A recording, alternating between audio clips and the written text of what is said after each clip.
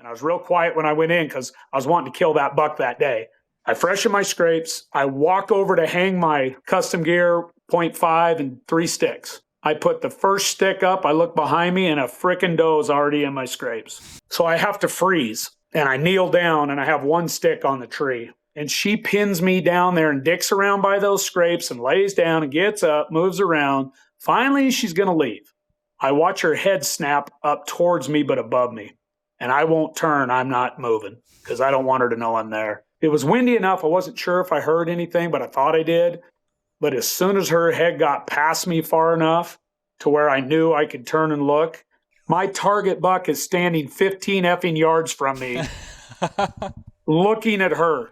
I've got my 10 millimeter on my chest. It's rifle season. My bow and all my clothing is 5 minutes away, stashed. I was going to hang my stand, take off my sweaty clothes if I got sweaty at all, run up, swap the clothes, grab my bow, come down, sit for the evening. So here I am with the decision. Do you want to shoot your first bullet buck in 20 plus years at 15 yards with your 10 millimeter? Yep. This is a 165-inch deer.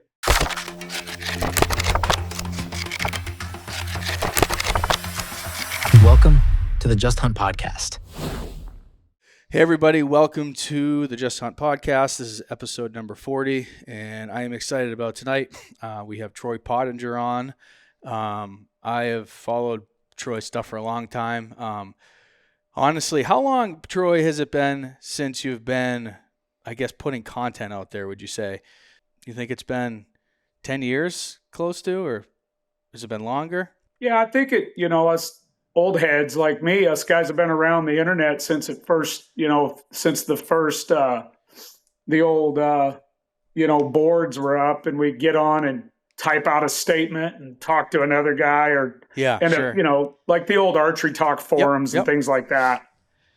So we've been putting content out there, nothing like the content nowadays that we're capable of producing, but I feel like at least 20, I'll have you. Okay. 20, at least 20 years now of, since the internet really picked up and we were able to communicate across platforms. So the reason I asked that is because I've hunted, in the mountains for pretty much my whole life, but I really, probably about 10 years ago, really started focusing on just the mountains in the Northeast, particularly New England.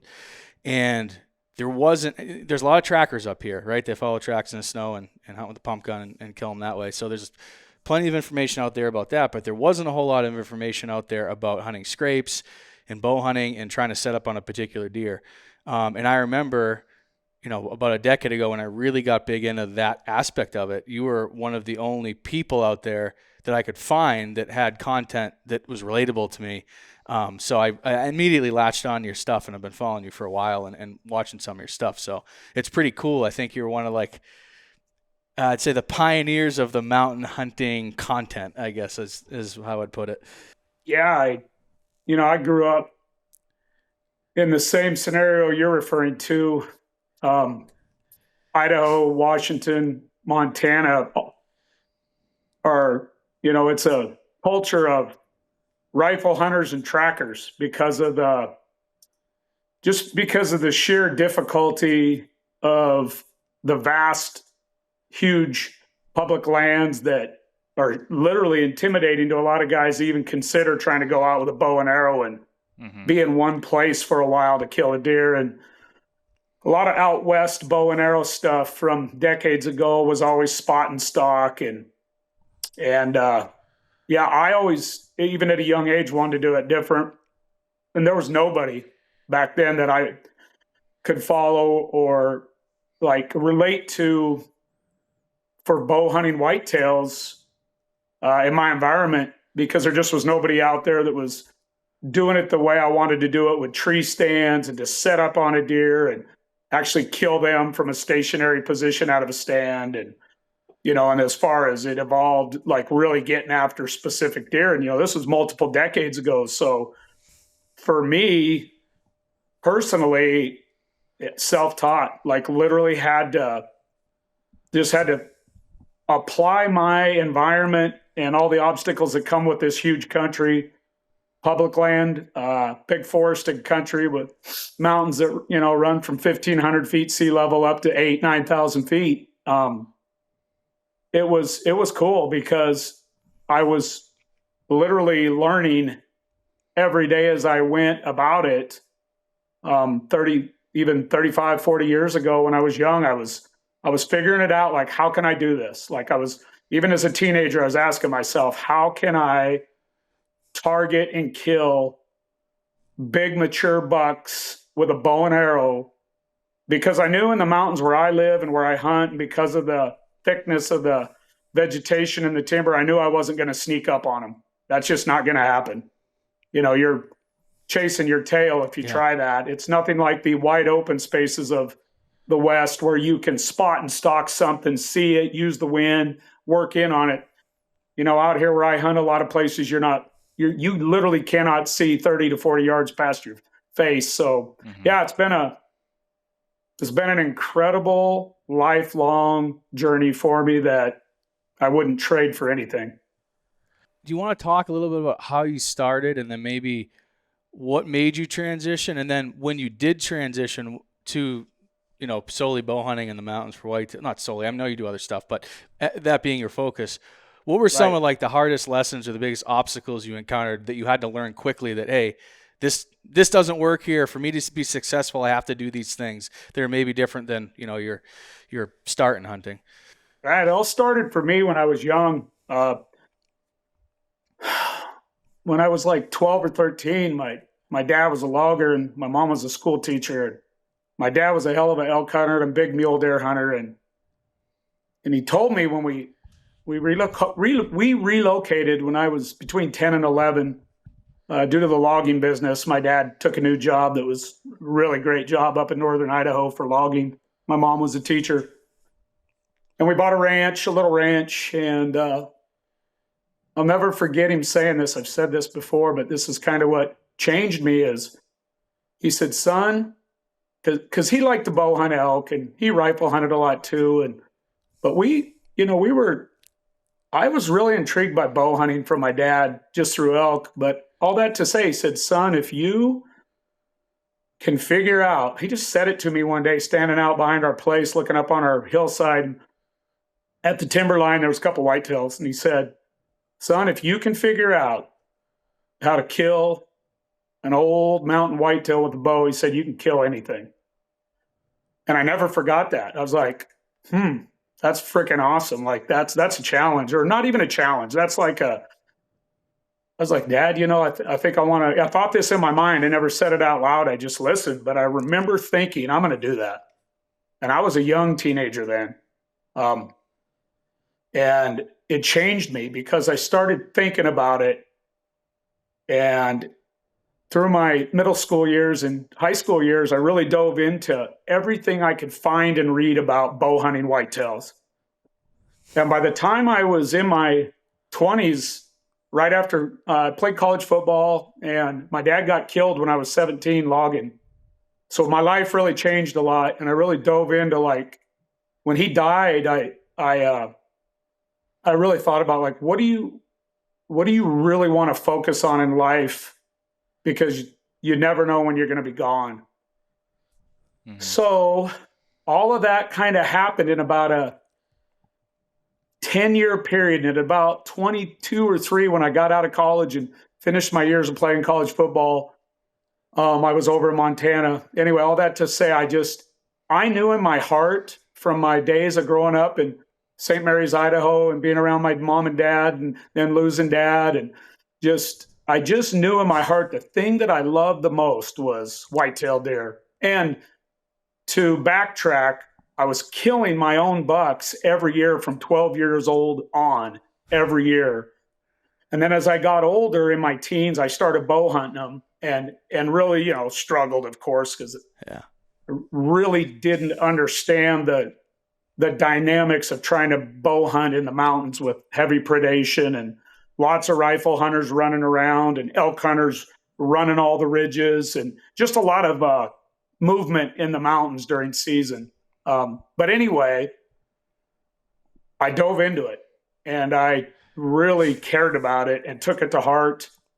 and killed some pretty decent, pretty darn nice bucks in my teens and in my early 20s, just learning along the way. But, not quite the kind of buck I saw like hanging down at the gas station for the trophy contest every year for all the rifle hunters. And I was one of those guys too. And I just thought, man, and this is the key I'm trying to get at. Stick with me.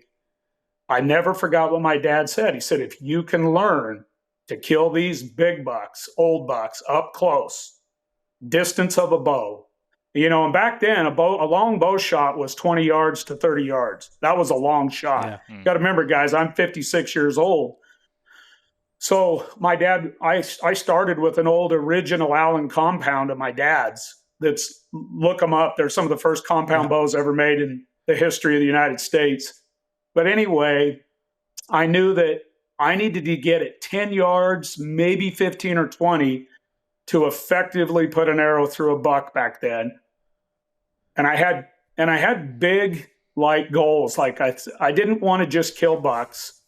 I wanted to kill the kind of bucks that I saw the men in town that were winning the rifles with in the contests in our town, and we're talking every year, the buck that usually won our local contest was somewhere between 150 and 170 inches.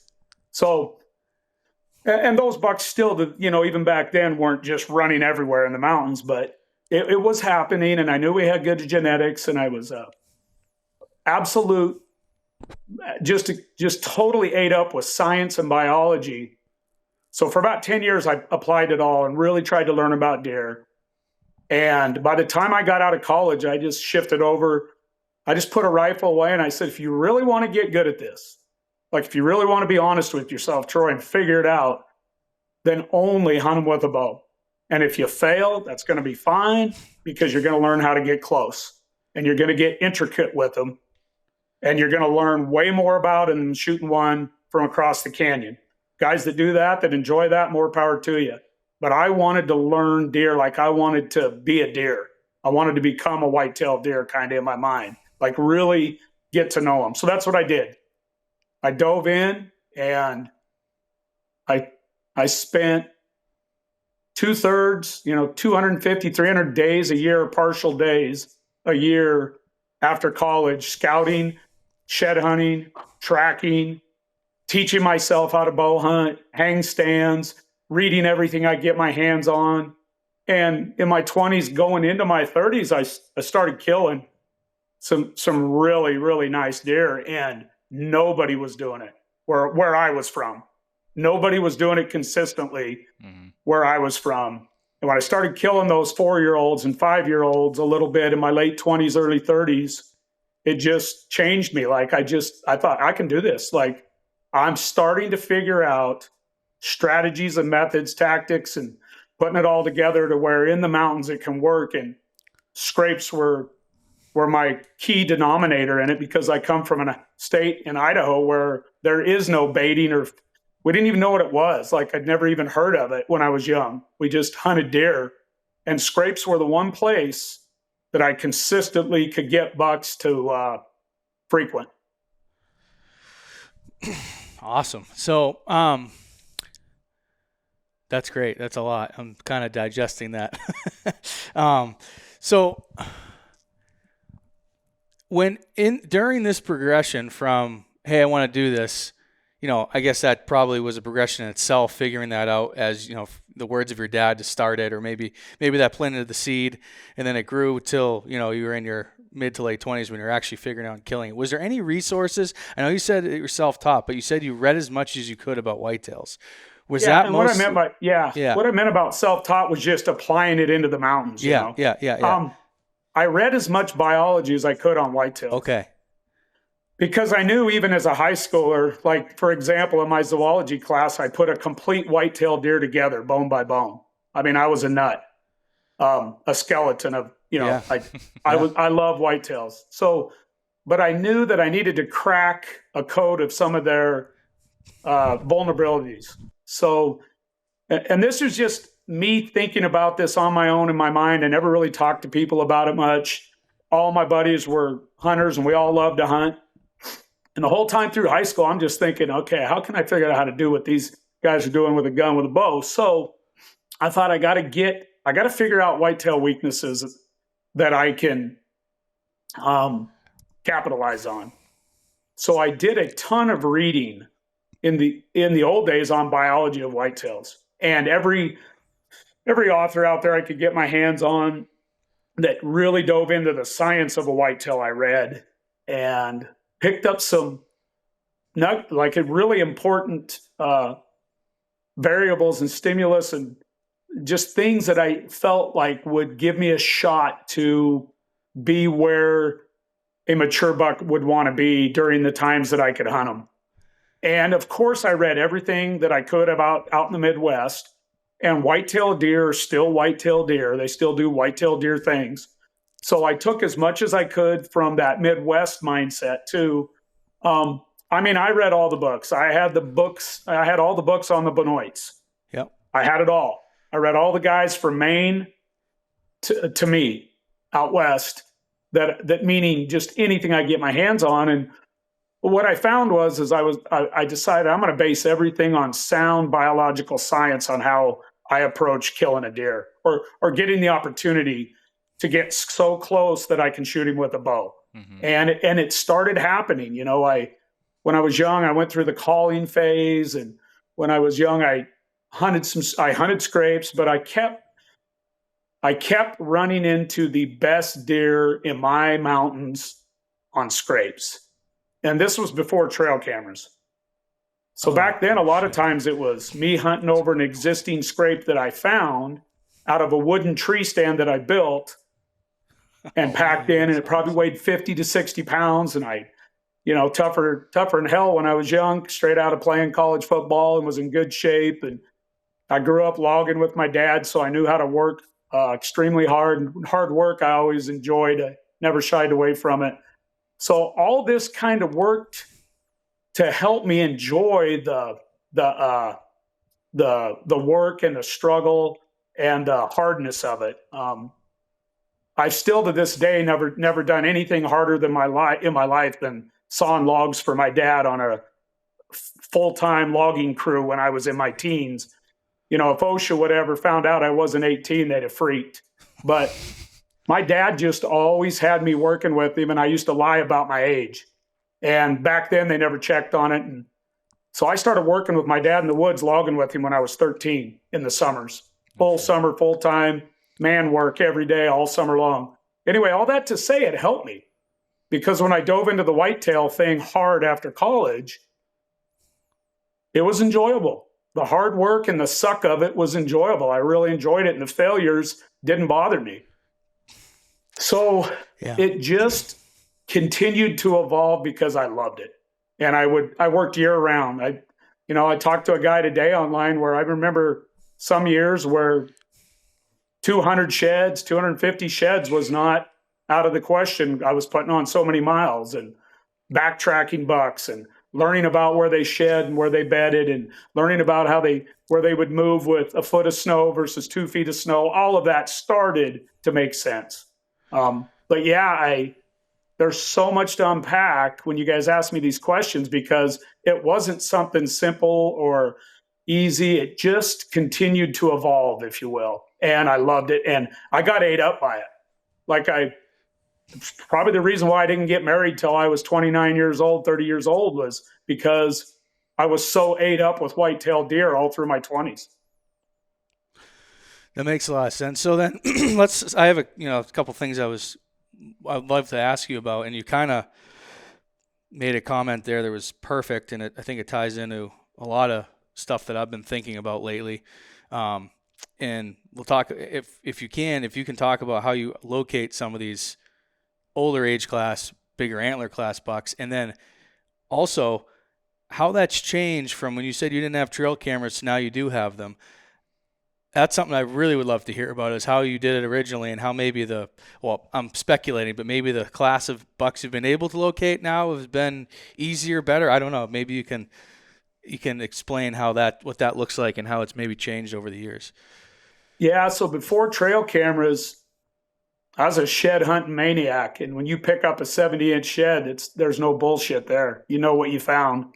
When you pick up an 80-inch shed or pick up a 100-inch shed, you know that, oh, there's a dude here. So shed hunting and backtracking bucks in the snow while I was shed hunting, find their beds, and instead of chasing them and pushing them right after season, I'd turn around and go the other way. If I jumped one or found a big shed in a bed or close to a bed, or if I found a big fresh track, I didn't want to blow him out of the country or, beat him up. Instead I would backtrack and walk their trails for a long way, sometimes a couple miles, just to see like where he was moving, how the wind and the thermals were working, where he was moving, where he bedded down in other places, where he ate, where he made rubs, the scrapes that he walked through or checked, even right after season. Back then it was December, so they were still walking through scrapes and checking licking branches, and that shed hunting and scouting in the snow was incredible for me for a couple decades, really into my 30s and early 40s, to continue to learn. Now I still do it to this day, but that taught me a lot because I was able to uncover where he naturally wanted to move instead of chasing him and tracking him behind him. I'd go the other way, which just made sense to me to do that so I could see his natural movements. I did a ton of that. I used to, and I still do it, but back when I was single and before children and family, which are my priority, I think I truly put on probably a lot of days, 10 to 12 miles a day in the mountains, all day long, daylight till dark, and I still do it to this day, believe it or not, at my age. Just probably not as many days because of family priorities, but I'm getting more free now that I'm an empty nester. But all that to say, when you do 200 to 300 partial days a year, or at least even if it's after work and you do 2 or 3 hours, but you do 200 to 300 partial days to full days. And, I became a teacher, so I had 85 days off in the summer. I taught myself to scout in the summer when everybody said you couldn't scout in the summer and it was a waste of your time and it was green up. And I took advantage of every free second I had before I started a family, and I lived in the mountains. Like I lived with them and learned from them. And I let the deer teach me.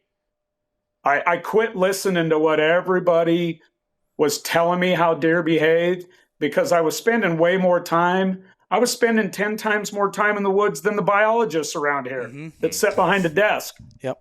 And I just put the time in and I put the miles on. And that's still my favorite thing to this day. I still put the miles on, and it eats me up because it's what taught me so much. That was all before trail cameras. But those shed antlers really teach you about a buck if you find him. And our oldest bucks drop literally right at the end of our season in December. So when they drop their sheds in that late December, early January location, for your listeners that know snow, they'll know this and they'll agree with me.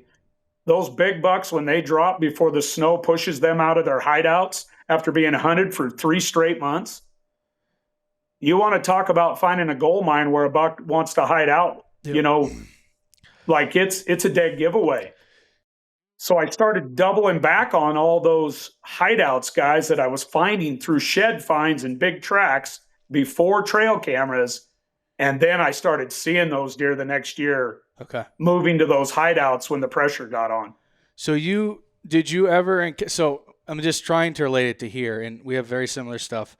The one thing I'll say is, when we get heavy snow, it pushes the deer out of the higher elevations. And so you can find sheds up on the mountains that have dropped early, but then after that, you find them in the bottoms, down to the river, down near town, whatever. And it's kind of like, it's cool, but it's irrelevant, and that deer could be 10 miles away. So it's not super helpful for the hunting. So have you ever run into situations where, is there any transition area where maybe you found that shed in a pocket and maybe that wasn't where he was in the fall, but he shifted based on a late season food source or something like that? Or you mostly finding those bucks in those unpressured pockets, and that's where they want to be that time of year? Does that make sense? Yeah, that makes sense. And I probably wasn't very clear, but you have to watch every day the snow levels, and you can't watch them at your house. You got to watch them at the elevation your bucks are living. Yeah, that's important. And if you're not calculating the depth of the snow where your bucks are, and trail cameras proved my theories exact later on once I could put cameras on it, because I was before trail cameras. I was able. I can find a shed. People can say whatever they want here, but I found so many over the years, and I can find a shed off of a mature buck. And based on the coloration on it and how wet it is, I can tell, and looking at how long it's been on the ground, I can pretty much say or guess within 15 days, I bet, of when that shed was cast, even if I find it in March or April. Meaning, when they set under let's say a big buck sheds, our older bucks in this country often shed from Christmas to January 15th. So you have to backtrack the snow levels, and you have to ask yourself, how much snow was where this shed I just found in April? How much was here from Christmas to January 15th or 20th? And you run that back through in your head and you go, okay, this shed could be sitting here from late December, early January, based on the coloration, the amount of snow it's been saturated in. And even though you find it in March or April or whatever, I always try to analyze it enough to make at least a real good educated guess on, is this where this deer was hiding out in late archery and maybe even in late November? Or, like you just referred to, or did I have big enough snow levels that pushed him to here before he could have shed? Does that make sense? Absolutely. That's awesome, actually. Right. And that's crucial. That's picking through the details of it. Now, if I walk up on that same shed in March or April, and it's dry, and it's been sun-baked by the sun, and it has no moisture packed into it, and it's got a little tiny hint of some blood on the base, it's pretty damn obvious, based on me running back in my mind what the snow levels were at that time or early on and then into later, that buck might have dropped in February or even March. Yep. So what I really try to do, and I know I can't be exact, but because I've done so much of it and picked so many up, like literally thousands in my lifetime, in the thousands, found sheds in my lifetime.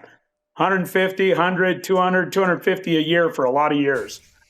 Whitetail sheds. So it just becomes this dissection of details on everything to try to make a pretty strong prediction of am I in the game here where this shed was found or not? Okay. And it's always based on how early the big snow came versus how late the bigger snows of the mountains showed up, if you will. Yeah, that's... When you talk about the snow levels that become intolerable and start pushing them out, what are roughly where's that line get drawn? Right. So before trail cameras, I always saw it when I was snowshoeing into 2 feet. And we used to snowshoe pretty hard through the norths to get to souths. So if there's anytime I'd come into about 2 feet of snow, guys, all my trails would dissipate. My sign would really turn off, and the only thing I'm seeing is rabbits and stuff that runs across the top of the crusty snow. But it usually, in this country, if I'm at 18 inches of snow or less, I'm usually in the game with a buck before it pushes him. As soon as it hits about 18 to 24 inches, I would say, if I had to just guess on a percentage based on 3 to 4 decades of doing this, I'd say 95% of my bucks get the hell out of there when it gets around that 20-inch mark, roughly. roughly around there. They really start migrating down slope. And they also head to the souths. Mm-hmm. And to be fair, out here, it may be different in the east. My north faces can have 2 feet in them, and I can walk out through an east or a west and get to the south, and it'll have 6 inches. I don't think it's quite as dramatic, but there's definitely a big discrepancy. And that's interesting, the depth you said there. I see a very similar thing. It's like, once again, you get a foot, they're good. 15, you start to creep up, and it's like, and then like once there's 2 feet, they're just not there. They just leave, and they need to. Leave. And obviously, too, from a feeding standpoint, they got to get to the vegetation that they can eat when it's that deep. As soon as it starts, like I got some videos of bucks pushing with their brisket, pushing snow. And usually when they're pushing snow with their brisket through one of my scrapes and looking at the licking branch, I don't see them again the rest of the season. If they're pushing snow with their brisket, they're usually about done. And then they usually bail, and they usually don't double back on me. And again, I cast a massive net to, I might hunt a buck at 5,000 feet for 3 months, and then the last 15 days of the season, I might have to hunt him at 3. Okay. Yeah. That makes sense. All right. I'm glad we touched on that, because that's something I think about all the time. And I always, in my mind, the trail camera thing has been so important for me to locate the age class and antler class of animal that I want to hunt. And I guess I never put that much stock, mostly because I just don't have the time to shed hunt like you have in the past. I definitely shed hunt and found plenty of sheds, but not like you have. And I guess I never really paid attention to those little details when you have the 1,000 shed reps, right, of evaluating every shed you picked up, when you picked it up, where it was, the condition of it. So that's a really, I think, important piece of information, maybe for someone that hasn't run cameras in an area before, but is shed hunting it, or just doesn't want to run cameras to begin with. Because I've always thought to myself, how would my hunting look like in the mountains without trail cameras? And that was the biggest sticking point for me, is that right there. But it seems like a way that you were able to kind of overcome that and still locate those, the biggest and the oldest without trail cameras. And I don't think you don't have much of a visual at all, right, for the most part, on those deer to locate them. Before trail cameras? Yeah. Other than when you never see them. There. In the 20 years that I could say before I ran trail cameras that I was really working hard at it and learning, always still learning, but I was learning so much, failing, struggling. But one thing I was pretty good at is finding sheds, because I really understood slope, sun, vegetation. I've just always been intrigued by science.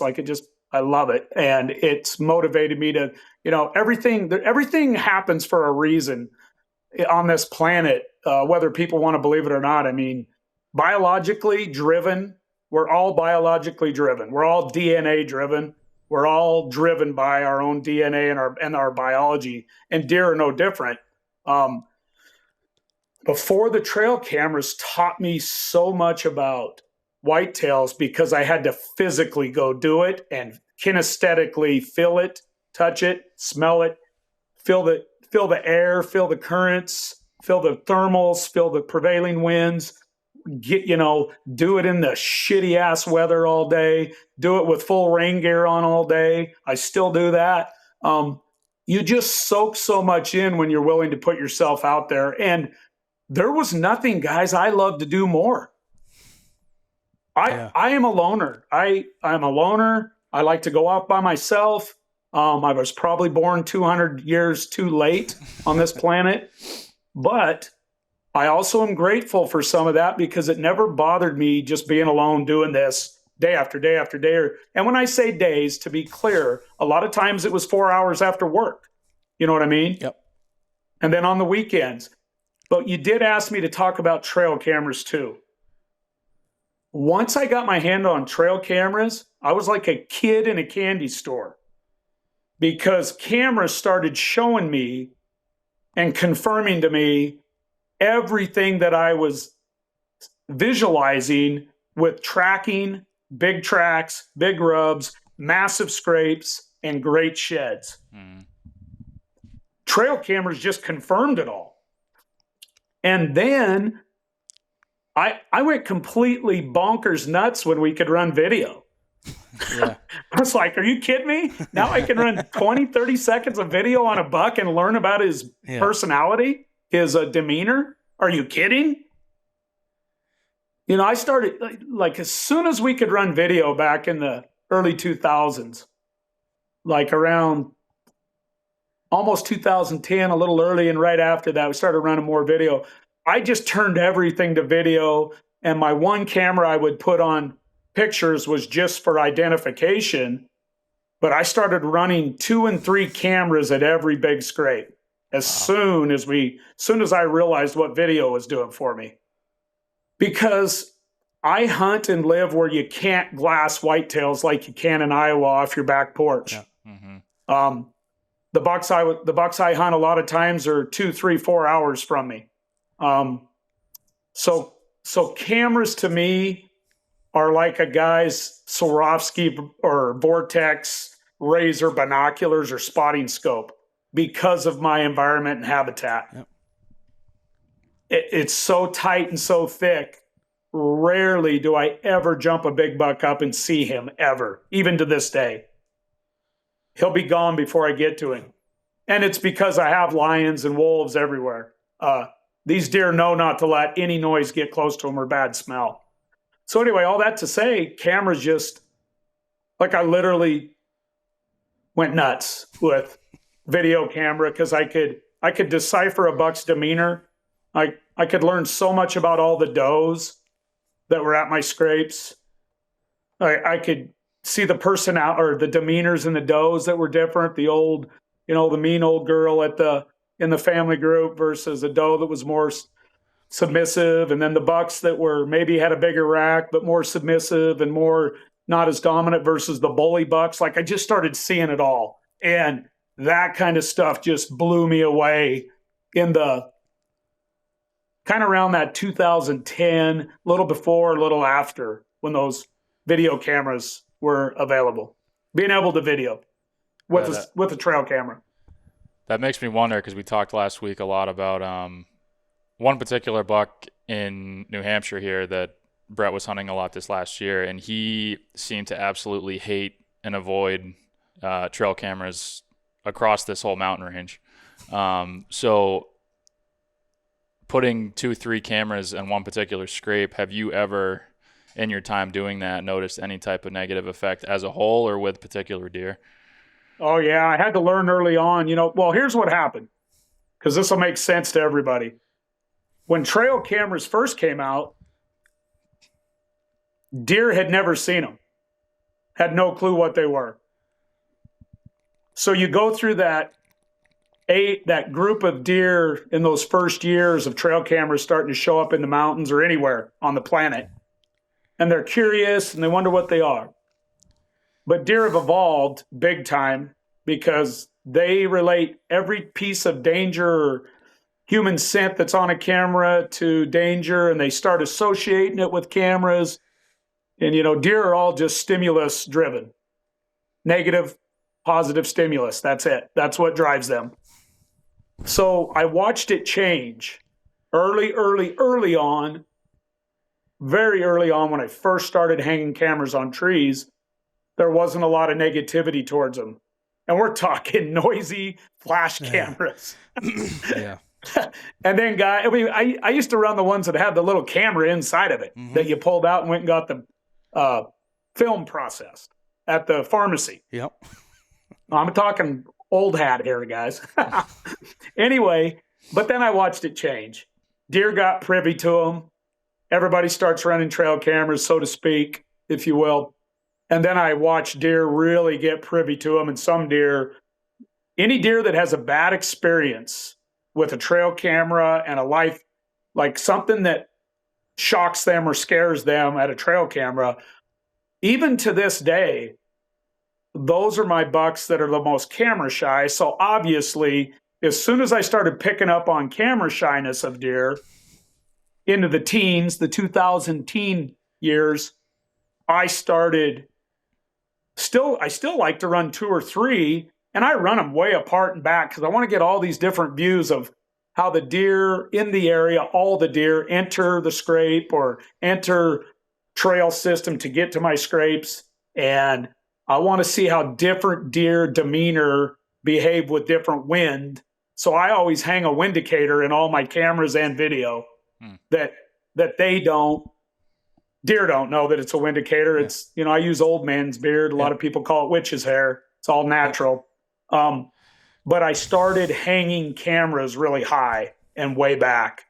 And anytime I literally had to go away from any camera with a flash out here because that's what 90% of the hunters are using. Not anymore. Yeah. But they were. And that all changed. Then everything went to the blackouts with the glowing red light that they all picked up on. So now I'm to the blackouts that don't glow. that I can hang high. And a lot of my cameras, I hang at 10, 12 feet high and angle them down. And I don't get busted by deer on those. You don't? Not real high and back. Okay. No. When you say back, how far is them, How far is back?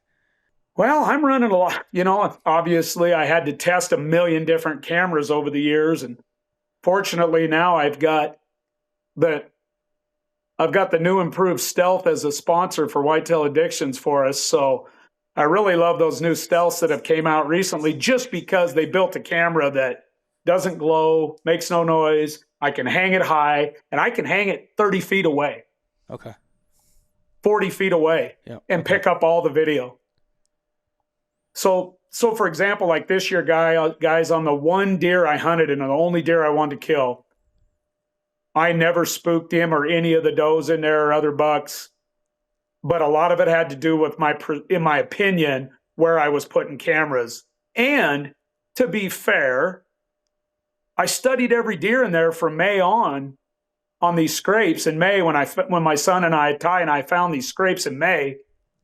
And we adjusted cameras based on the behavior of every doe and every buck that hit those licking branches from May on. And it's a good example because it's a brand new buck, it's a brand new area, it's a brand new group of deer, and we immediately set up on it without seeing the deer at all, just finding these scrapes, and we knew it was going to produce, and it ended up producing the best buck I had to hunt all year. But all that to say, constantly adjusting that setup from May until the opener to make sure that I wasn't giving that old buck something to be afraid of come season. That makes sense. I'm gonna definitely change what I've been doing. The funny thing is some deer seem like they don't care at all, and I think when you're hunting a deer for like 3 years and he's your focus and he doesn't care, you get kind of sloppy with it, and you're putting him right in his face. You're getting these great videos, eye level, like full frame. And you're like, oh, this is great. And then you chase a different deer that does care, and you're like, what's going on? And then you got to almost like totally change your approach. So I got one of those deer now that I'm going to have to change my approach on. I love that. Can I share something with you on a deer we're hunting? Sure. So we have a deer that I think is the smartest deer we've hunted in a long time. And I purposely didn't want to kill him this year. He actually walked by me, and he's a 160-inch 4-year-old. And he did come down by me this year, but I didn't mess with him. I didn't try to call him over to me because I really want him to get to 5 years old. And the reason I say he might be one of the smartest deer I've ever seen is because I knew his either dad or his grandpa, probably his grandpa, but his genes are identical. Same exact mountain ridge, basin, drainage, all the above. I've been waiting for this DNA to show back up. And 2 years ago, when he first started getting big, I knew he was out of this other buck that beat me up pretty bad over a decade ago. But anyway, to talk to your point, I even want to add a little more because it sounds like this deer that I've got as a 4.5-year-old this year, going to be 5.5 if he makes the winter. He will smile at a camera for you. I almost feel like he tells us to eat shit at a camera because he is so sensitive and careful at any scrape. And I got to My son hunted him pretty hard this year because he's a hell of a deer. And I told Ty, I said, son, if you want to kill him, go ahead. I really don't want to hunt him. But if you kill him, great. But all this to say, as soon as a pickup drives into the mountains, or as soon as we're in the area, I swear that deer knows. I don't know how because we're coming in 2 miles deadly silent on him. Yeah. I just swear that deer is so careful that the only time he puts his face in a camera is when he is 100% sure that there's no harm, nothing around. And the reason I say this, guys, is I got to watch him this fall. I got in a really shitty weather day, rainstorm, snowstorm. I was concealed really good because of the wind and the heavy rain and weather. Mm-hmm. That's a lot of times that's when you'll kill a really smart buck because his defenses are compromised a little bit. And we're talking bow close. And when I watched this deer come off this ridge and approach 2 bucks below me that I was filming at my scrape, and I watched him, I have never seen a 4.5-year-old deer in my life so careful coming down that ridge. He showed no body language towards me whatsoever in a tree. He was watching the 2 bucks below me, but instead of just charging down there like an aggressive bully buck, he literally took 5 to 10 minutes to go 40 yards, 50 yards, and then he put his ears back and pushed him out. And then I wanted to look at him closer, and I thought, he just pushed those 2 bucks off with his ears back. I want to get a closer look at him. Didn't even have my bow in my hand. Literally just wanted. Well, I had my bow in my hand. I take it back. Wasn't good. I wasn't hooked up. I had my bow in my hand because I'm filming with my camera mount there. So I did film him, but I thought, I want to get a closer look at this sucker because I'm the first guy that's ever seen him on the hoof between me and my boy, and we've had him on camera for 3 straight years. So 2.5, 3.5, 4.5 this year, we've had him on camera, and we have him all the time on camera, like ridiculous when we're not around. So I snort wheezed at him, and he told me everything I needed to know when I snort wheezed at him. He had literally just pinned his ears back and pushed 2 bucks off, and I snort wheezed at him. And for your listeners, understand there is a bully buck in this spot that is mean as hell. And I'd killed that bully buck this year just to get him out of there if he'd have came by. That's the one reason I was sitting there. It wasn't to kill the giant 4.5-year-old. It was to honestly maybe take out the bully buck because I got snowed out on my tremendous buck I was hunting 50 miles away. I couldn't get to my big buck anymore. It's impassable with snow. So anyway, I snort wheeze at this big 4.5-year-old. And like I said, he's right at about 160, 5x5. And I've never seen a buck 4.5 or older act like he did. He literally jumped out of his skin at a snort wheeze, tucked his tail between his legs, his butt, hunkered down and ran away from me. No shit.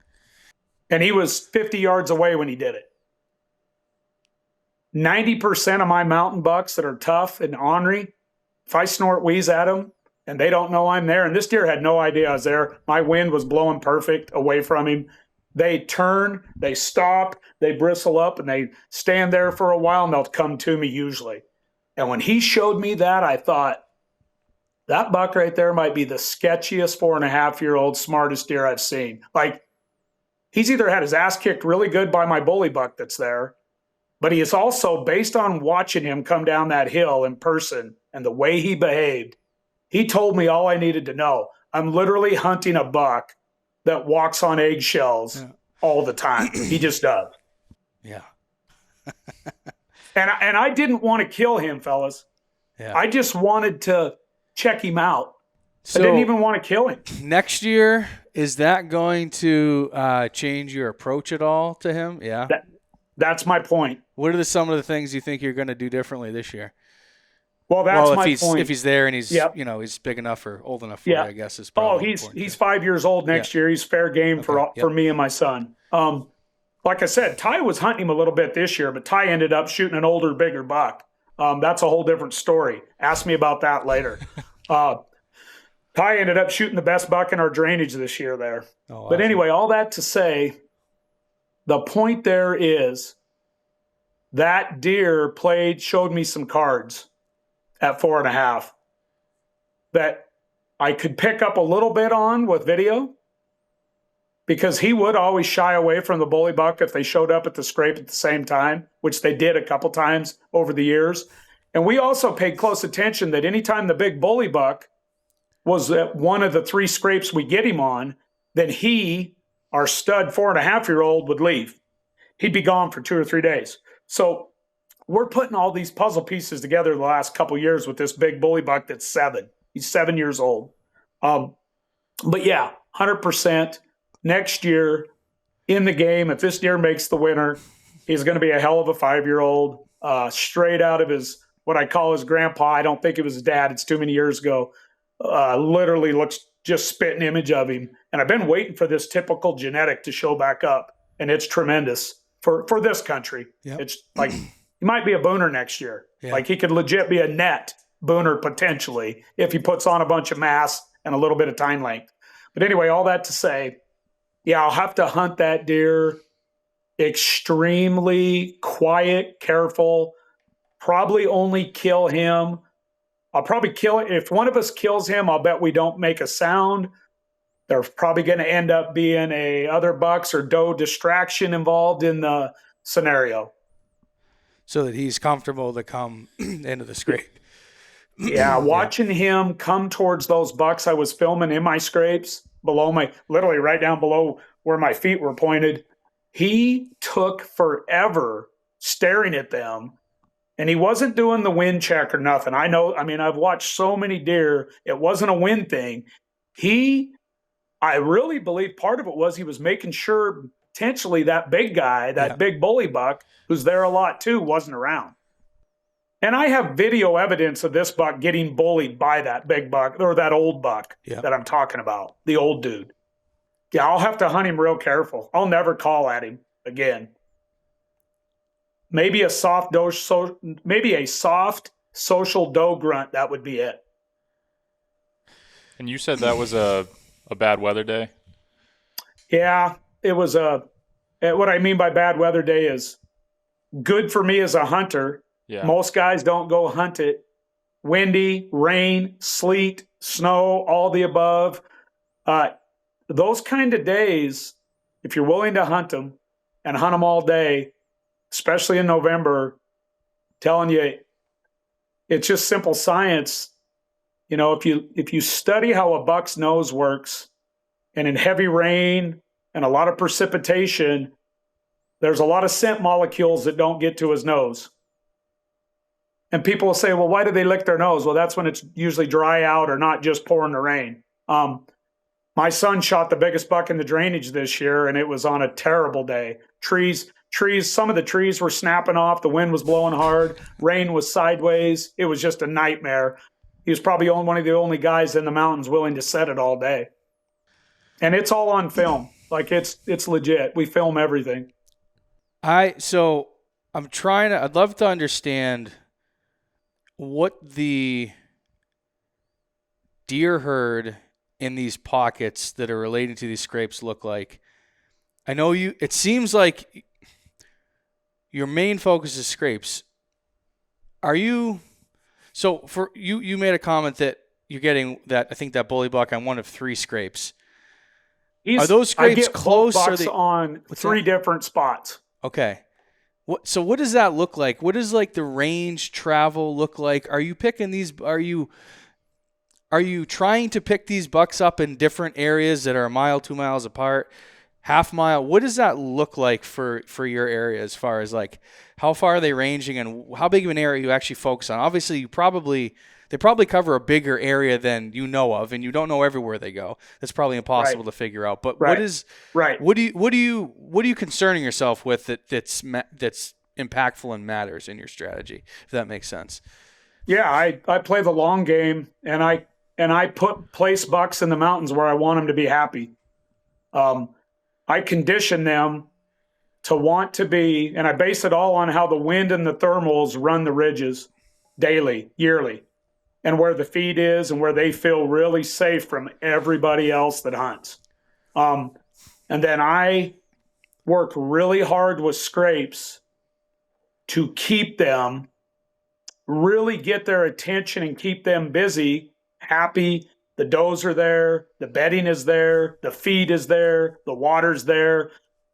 I really seek out and find these habitats to where maybe I can keep these bucks real busy, a lot of does around and happy within their core areas. They can usually bed above them, but get down to these ridges and, just this topography, so to speak, and habitat that's great for them and really tough for a whitetail hunter to intrude on and capitalize in.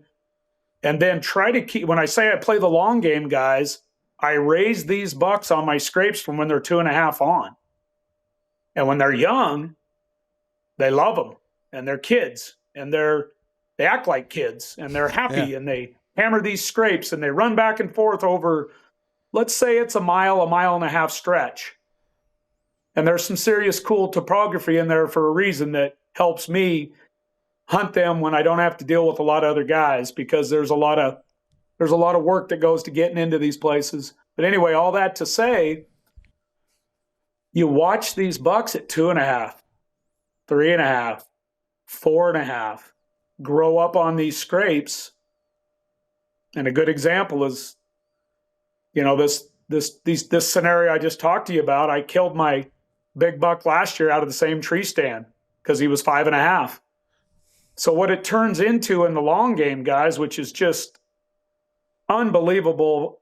It's unbelievable, fascinating, and exciting for me to play with these deer and to run on these deer. The strategy is because I get to watch them grow up, and if they can make the winter and avoid all the rifle hunters during rifle season and get past the other bow hunters during bow, talk about how cool it is. Like last year, that buck I killed, I had him on the exact same scrape areas as these two bucks I was just talking about, because we played the long game with several bucks in there over the years, and they like being there. They love those scrapes, and they feel secure because of the habitat, elevation, slope, terrain features, cover. They like it there. And there's always, for the mountains, 2 or 3 doe family groups on each scrape. So you just putting all those pieces of the puzzle together, and then continually harvesting deer. Let's say you harvest a 5-year-old there every other year, every 3 years.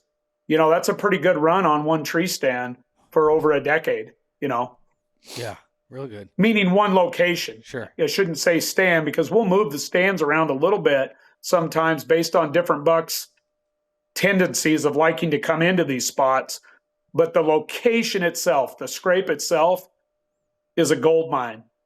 And I've got a couple of them, guys, that are gold mines for 20 years, not a decade, 20 years, and they'll produce a 5-year-old at least every 2 to 3 years. And the genetics and DNA are there. How many unique bucks are hitting in general? I know that it probably varies on whatever spot and area and region and whatever, but in general, like your typical, do you have like all age classes? Do you have 3 mature ones? Do you have like 5? Is it $10? Is it $20? Is it $3? I'm trying to get an idea of, I guess I would assume your deer density is not particularly high, and but I would assume that they're pocketed to an extent. Yep. And so Yep. what are those? Yeah. How many bucks would, like the scrape you're talking now, how many bucks do you think hit that within the season that are regulars? Not maybe just a random one during the early or late type of situation, but. Yeah. Whitetails in the mountains, we probably have a lot more predators than you guys deal with. You do, for sure. Absolutely. So here's the dynamic out here. When you can find that special piece of habitat that gives them everything they want, but most importantly, gives them a thermal prevailing wind habitat advantage, meaning habitat has really hard terrain to get through without making noise, like blowdowns and stuff in it. When you find everything a big whitetail buck needs to survive the predators out here, whether it's lions or wolves or even the occasional bear, grizzly bear, there's a reason why they're living there. And it always starts with the wind and the thermals, because the wind and thermals protect them 24/7, daylight or dark, doesn't matter.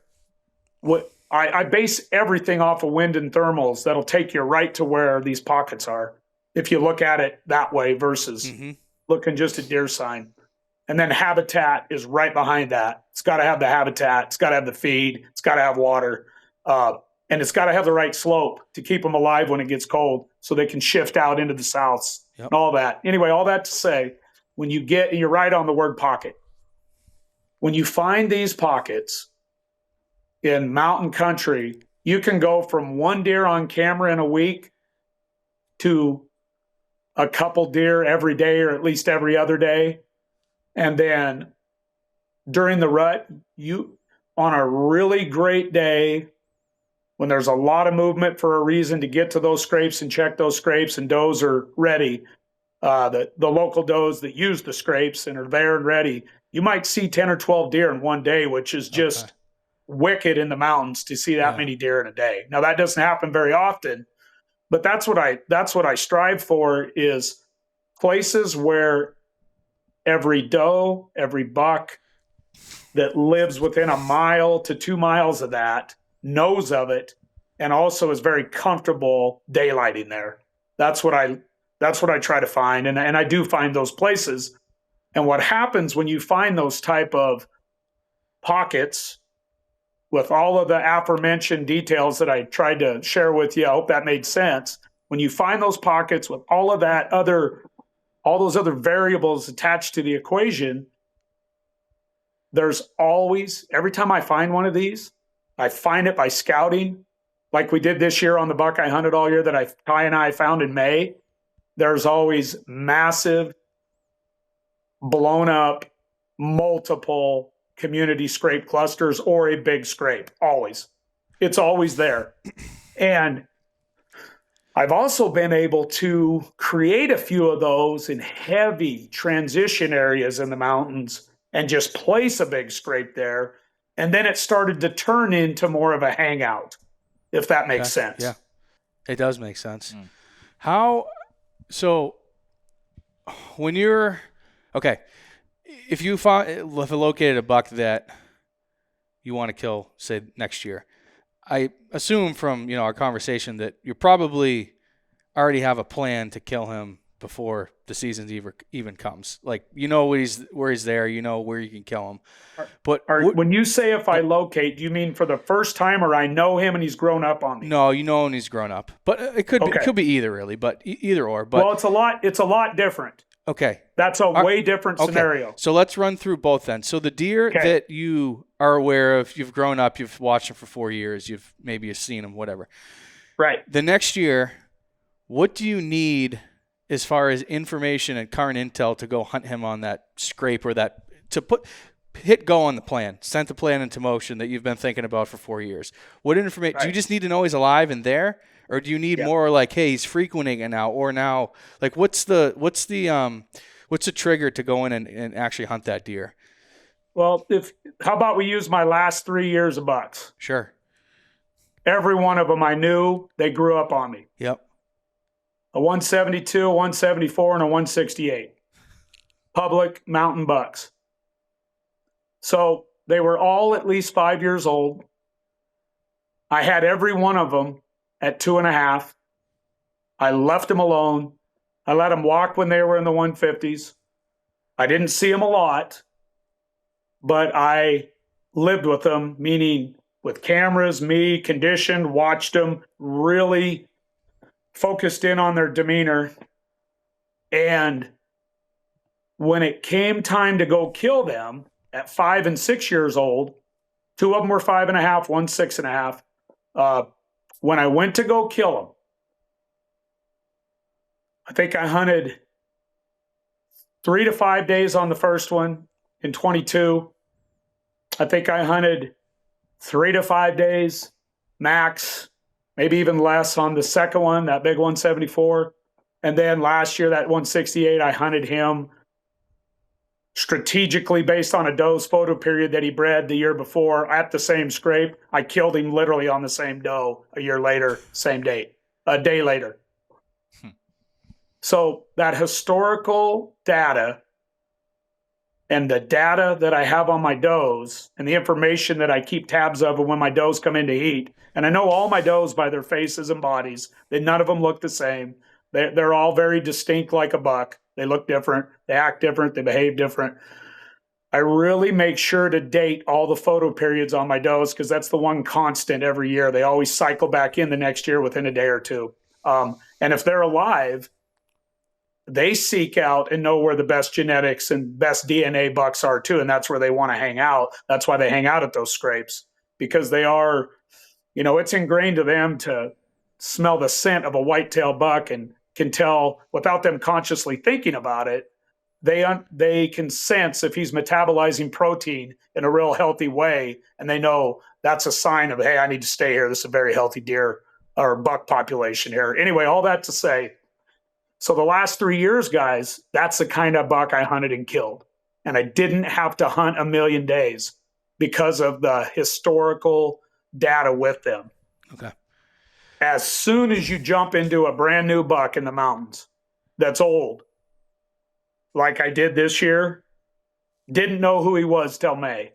Literally watched him grow at my scrapes all summer into a freaking hammer. And I was like, holy crap. Another buck of the same caliber, maybe a hair bigger than the ones I've killed in the last 3 years. I knew nothing about him other than what I was learning from May. Whole different ball game. I know nothing about him.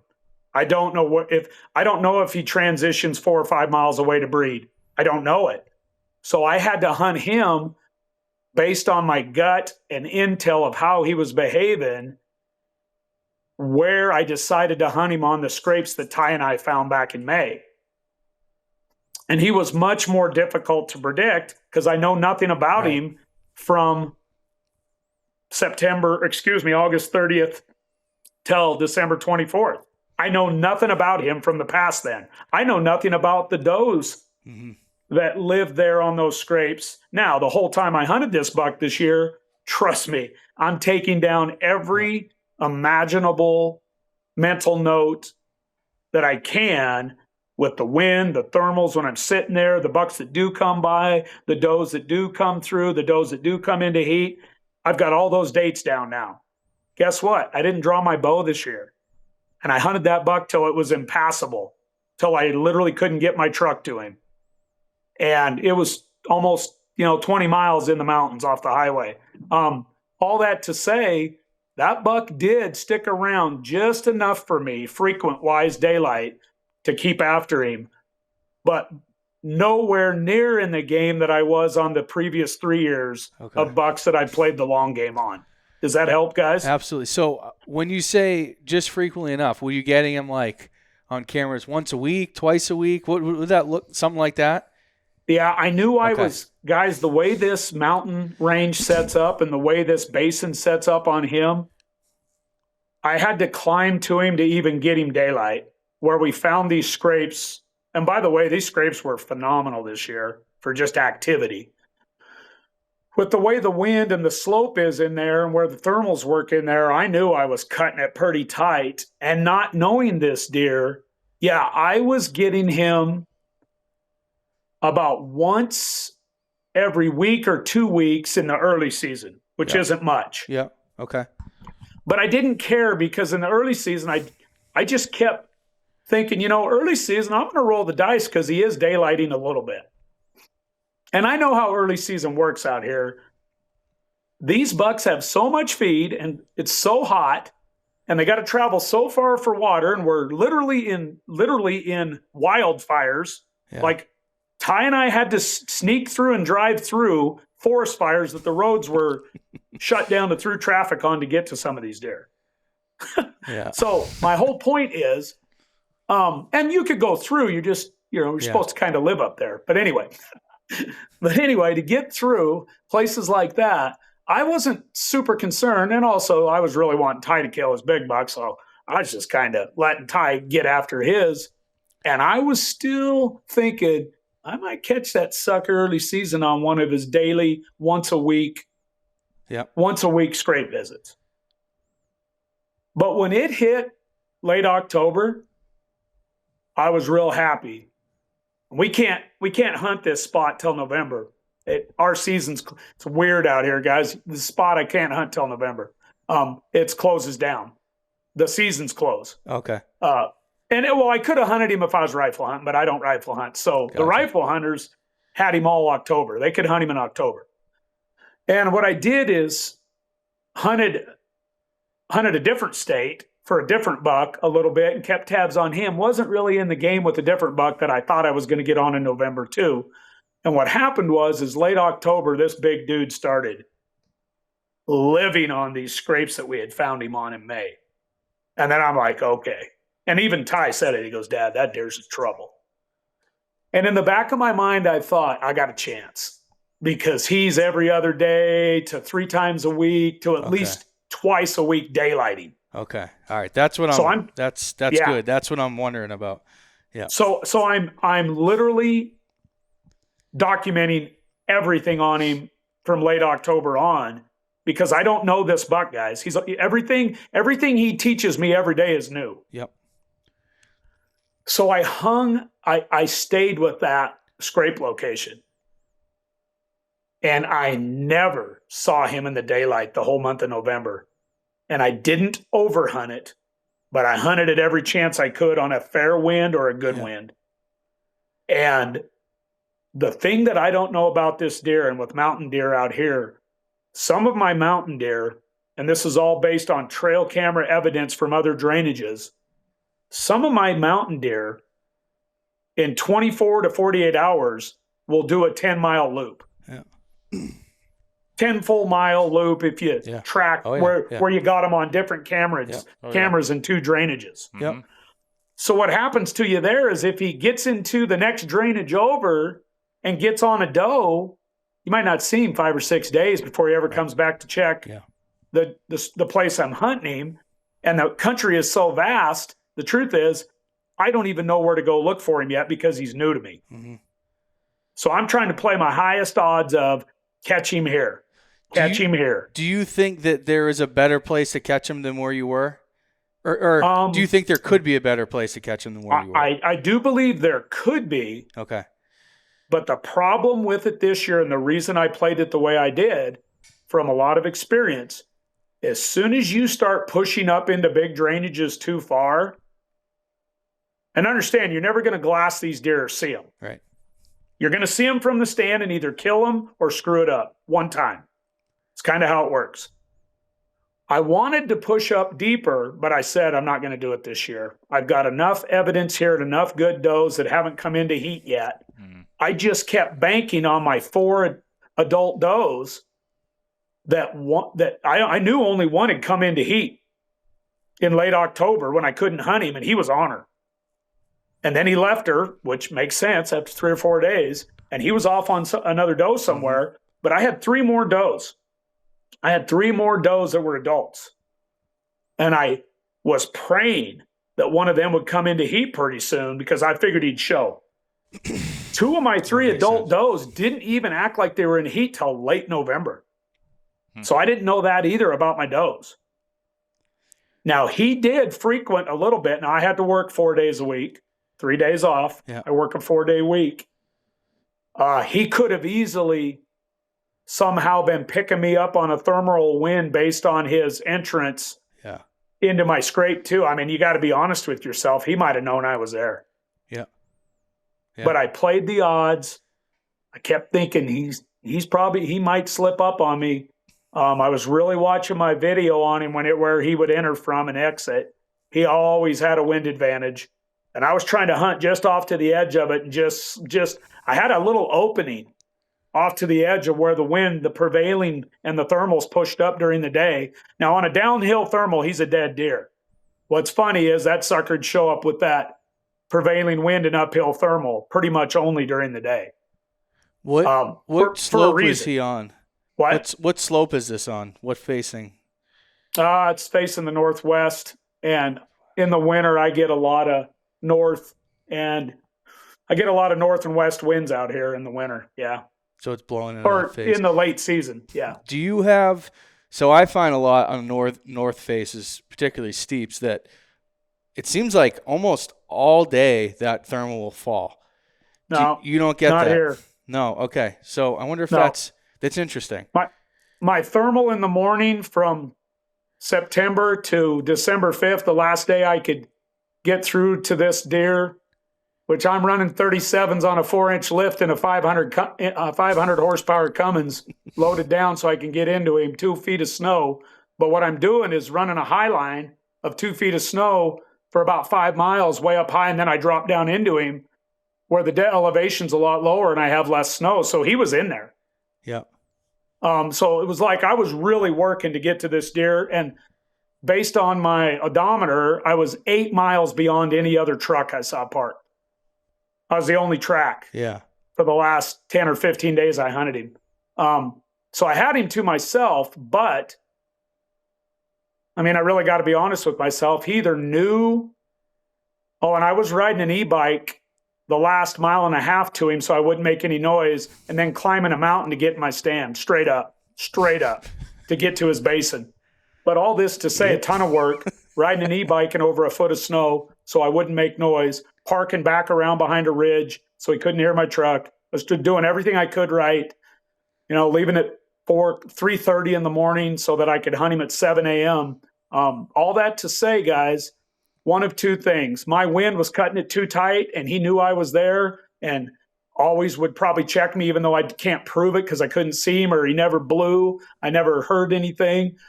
Either that or I just simply wasn't there on the days that he would show up once or twice a week. As it got later in November, he dropped back down to once or twice a week. That makes sense. Makes you wonder. Can you run a snow machine in any of those areas? Yeah, but they're so freaking loud and they make so much noise, the deer will hear you coming 5 miles away. Okay. Yeah, I was curious about that. And it doesn't trigger 90% of the deer, but I guarantee it triggers them old bucks that know something's coming into the woods. Yep, I can see that. This is good stuff. Really good stuff. Can you talk a little bit more about the thermals? So are they pretty consistent regardless of weather and time of year of when they're rising and falling on particular slopes? Or because I've found they're not as predictable. I mean, people always be like, they're falling at first light and then the sun comes up or whatever, it starts to warm up and they're pulling up the rest of the day and then they fall the last hour. I don't see anything like that. And I'm curious as to what if you're a mountain hunter, you know better. What's that? If you're a mountain hunter, you know better. Right. So mountain thermals change drastically from 90 to 100 degree days in September, combined with the prevailings and wind patterns, to the 15 to 20 degree days in December, and then every slope of the mountain changes it. Mm-hmm. Now, I heard you say earlier, your north slopes out where you're at, you'll almost get a downhill thermal all day. That's very understandable, I would guess, based on where the sun is over on the East Coast. But for me, what I get on north faces, guys, is a much longer morning thermal, which just makes sense. Okay. But my prevailings, I'm a Pacific Coast, not on the coast, but I get the majority of my weather from the west, the northwest, and even the south, but more northwest, and even some east late season when it's cold. And I get the real cold Canadian air too, coming out of BC down on top of me and out of Alberta.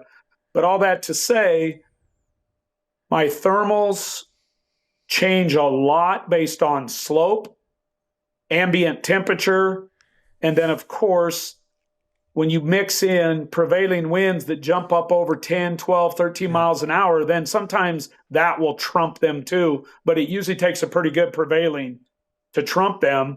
And the reason I feel like that is our thermals are real powerful based on the elevation of our mountains. Yeah. So we get thermals, guys, that, I've never measured the wind speed of a thermal, but my entire life I've sat in tree stands where the wind speed for the prevailing is 12 to 15 miles an hour. And I know what that feels like. I get thermals that push that hard. Wow. Yeah. We do not. Guys, we do not. Guys, That's wild. And guys, to be fair, not always. Yeah, sure. Yeah. But we get some thermals that are so wicked in the mountains, it feels just like a prevailing of that 8 to 12 to 13, 14 miles an hour for sometimes a couple hours. That's super interesting. That's wild. So do you think it's wild? And if you've ever watched like videos of forest fires out west, all you got to do is watch a forest fire burn all day long and watch the thermals carry that smoke. It's wicked. That's cool. And we watch it. We literally sat in tree stands this year and watched a forest fire, a drainage away from us. I filmed it. It's wicked to watch thermals and prevailings mix up on the other mountain. That's like probably one of the coolest things as a mountain hunter, watching it. You can visualize it because it's hard to visualize. Well, you don't see it. You can feel it and you can see, but to actually see that must have been really something we cool. see it every season, guys. We literally are on fire out here with wildfires every year. So we watch that. You learn from that smoke. Nature and the woods and the deer will teach you everything if you pay attention to it and really zone in on it. So so I play the slope too, guys. The reason I hunted, again, let's go back to my common denominator. Why did I hunt that new buck there at that spot? Because those scrapes were there in May. Right. That's where I start it is a brand new area. I'd never stepped foot in there before at that exact scrape ever in my life. I had a camera a few years ago, a ways away from there, and I knew I always needed to get back to that country. I knew that it'd hold a big deer. Now, did I know if the big deer was going to score 140 or 200? No clue. But I felt like it could hold a big deer with everything that area offered. And, the deer I hunted this year was as good or maybe even a hair better than everything I've killed the last 3 years. Yeah. What is for like your drainage bottoms to like your mountaintops, how much elevation are we talking? I'm just trying to understand how you're getting that much thermal pull. It's crazy. And then it's got to be a scale thing. It's got to be a scale thing. One of my places is at 1,400 feet on a river. And in 30 minutes, I can be at 6,000 feet. Okay. So the scale's much bigger. We're like, I'd say 3,000 feet is probably the max we'll get between, that's a max. Most of it's probably, if I'm being honest, like 1,000 to maybe 2,000 feet of elevation change is what we're looking at. Mm-hmm. So that makes sense why you get that much more scale and that much more pull. Everything out here is bigger and more powerful when it comes to wind. Yeah. It's wicked. Like, where do you live without hurricanes to where the wind alone in the mountains snaps off trees that are 150 feet tall and 3 feet at the butt? Yeah. Where else in America can somebody live where wind blows that hard without a hurricane? Jeez. Yeah, that's freaking wild. So when you're finding how hard is it? Sounds like you're hunting Boone and Crockett deer pretty regularly, which is pretty wild for anything outside of Midwest farm country or maybe Canada. Well, and to be fair, guys, I try to find bucks that have the age first. Yep. I do have good DNA if my bucks get some age, and I've never hunted a true net Boone and Crockett typical. Sure. But I've hunted and killed a couple that their main frame nets 170. Yeah. Or one of them is over, one's under, but they usually have junk. And what I usually run into, guys out here for the best genetics. Now, again, we have the occasional unicorn 200 plus gross deer. Everything I'm referencing for score is simply so guys can get a picture in their mind. Yeah, I'm only talking gross. Yeah, sure. And we get a lot of 155, 60-inch frames with junk. Okay. So a Gotcha. lot of my best bucks in this country, if they can climb into that 160s gross, they're a really, really Okay. tremendous buck for out here. Are you to finding be those? clear? And I've killed a few. This one over my shoulder right here, when I killed him, was the second biggest ever killed in Idaho with a bow, typical. And his frame netted over 170 net, typical, but he had too much junk. Yeah. So he ended up grossing like 185. He was 185 on the scorecard, official scorecard, gross. But he had so much junk, he only netted in the 60s. Sure. Yeah. But he grossed 185 inches, and he had a huge frame. He just had too much junk. Had a ton of junk on his bases. Yeah, I bet you didn't feel too bad about all that junk. I could care less. Yeah, I mean, right. to be real, I could care less. The steers. Right. Yeah. I mean, no, it's awesome. How many mountain bucks walk around in the woods with 185 inches antler on their head and legitimately 24 inches wide inside on the Boone and Crockett score sheet? Yeah, probably not many. Not many. Yeah, I was pretty stoked when I killed him. And he was a buck that changed me. That was in 03, and he left. He's the buck that made me go, okay, there's some rare deer out there. And for the rest of my life, all I want to do is hunt rare deer and watch all the other ones. I love watching the young studs just grow up, and I leave them alone and I watch them. And every now and then they walk by me. And I never feel like, I've killed a lot of deer. I never, ever feel like I have to kill a deer every year, even though I want to every year. I was really like this year. I really only wanted to kill one deer, guys. It's the only one I really wanted to kill. How rare are they? How I find that there's genetic pockets, and they're not everywhere. And I feel like you can find the best looking stuff that's maybe everything you're looking for, but the biggest, oldest buck there is a 140 or 135. I have that happen all the time. Is it? Yep. How often are you getting a hit on those pockets where you're getting those deer 150, 160, 170? Is it pretty regularly, or is it you have to go through a bunch of them and say, no? First of all, and this has been an evolution too for me, I will not waste my time if the DNA and genetics aren't there. Mm-hmm. Okay. I just don't even go to those pockets. And there might be great deer in there. Sure. But all I got to do is look at the sheds and the pictures from in an area for about three years and pick sheds up. And if it doesn't show me the DNA, it's kind of like that college football coach. Mm-hmm. These college football coaches in this world, does he they project know well? where big humans grow, and they know where fast humans grow, and they know where everything. They literally base it on genetics of areas. And when I go into the mountains, you can basically take a protractor, or whatever they used to call it, and put it on my home and do 300 miles all around me between Idaho, Washington, Montana, into Canada, because I do hunt Alberta now too. So 300 to 500 miles. Do a circle, 3 states, 1 province. You go to where the genetics and DNA are in the right. When the genetics and DNA are there, you never leave those spots. Okay. And you play the long game, or I play the long game there. Yep. And then I eliminate 10 times more spots than I ever stick with. I don't think it's much different. Before I'll stay, I don't guys. think it's much different here from what you're saying. That's kind of my strategy. A good example is, the last few deer that Ty and I have killed that make it to that 5, 6, 7, 8-year-old age, that are true mountain giants for our country, are all in that 60s to 70 range. I've killed a couple bigger ones, but I haven't killed a 180s in a while. Those deer are spread out. We're covering a lot of ground, which is fun, finding the genetics, honing in on the age structure, and then staying put if we like what we find. Mm-hmm. And then moving on.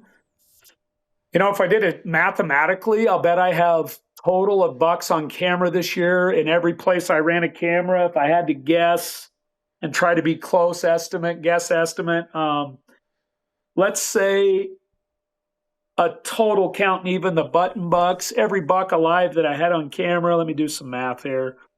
Well over 100, 130 bucks, somewhere in there, maybe 150 total. Yeah, probably 150 total if you had 15 spots to 20 spots of 6 to 10 bucks. Let's do 115 or 20 to 150 max potential.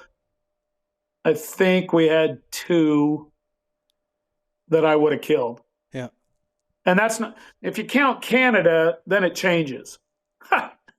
Because I hunted a tiny little area in Canada the last couple of years, and my outfitter let me do a bunch of scouting since it was public. And, I found 2 over 170 right away because of the genetics.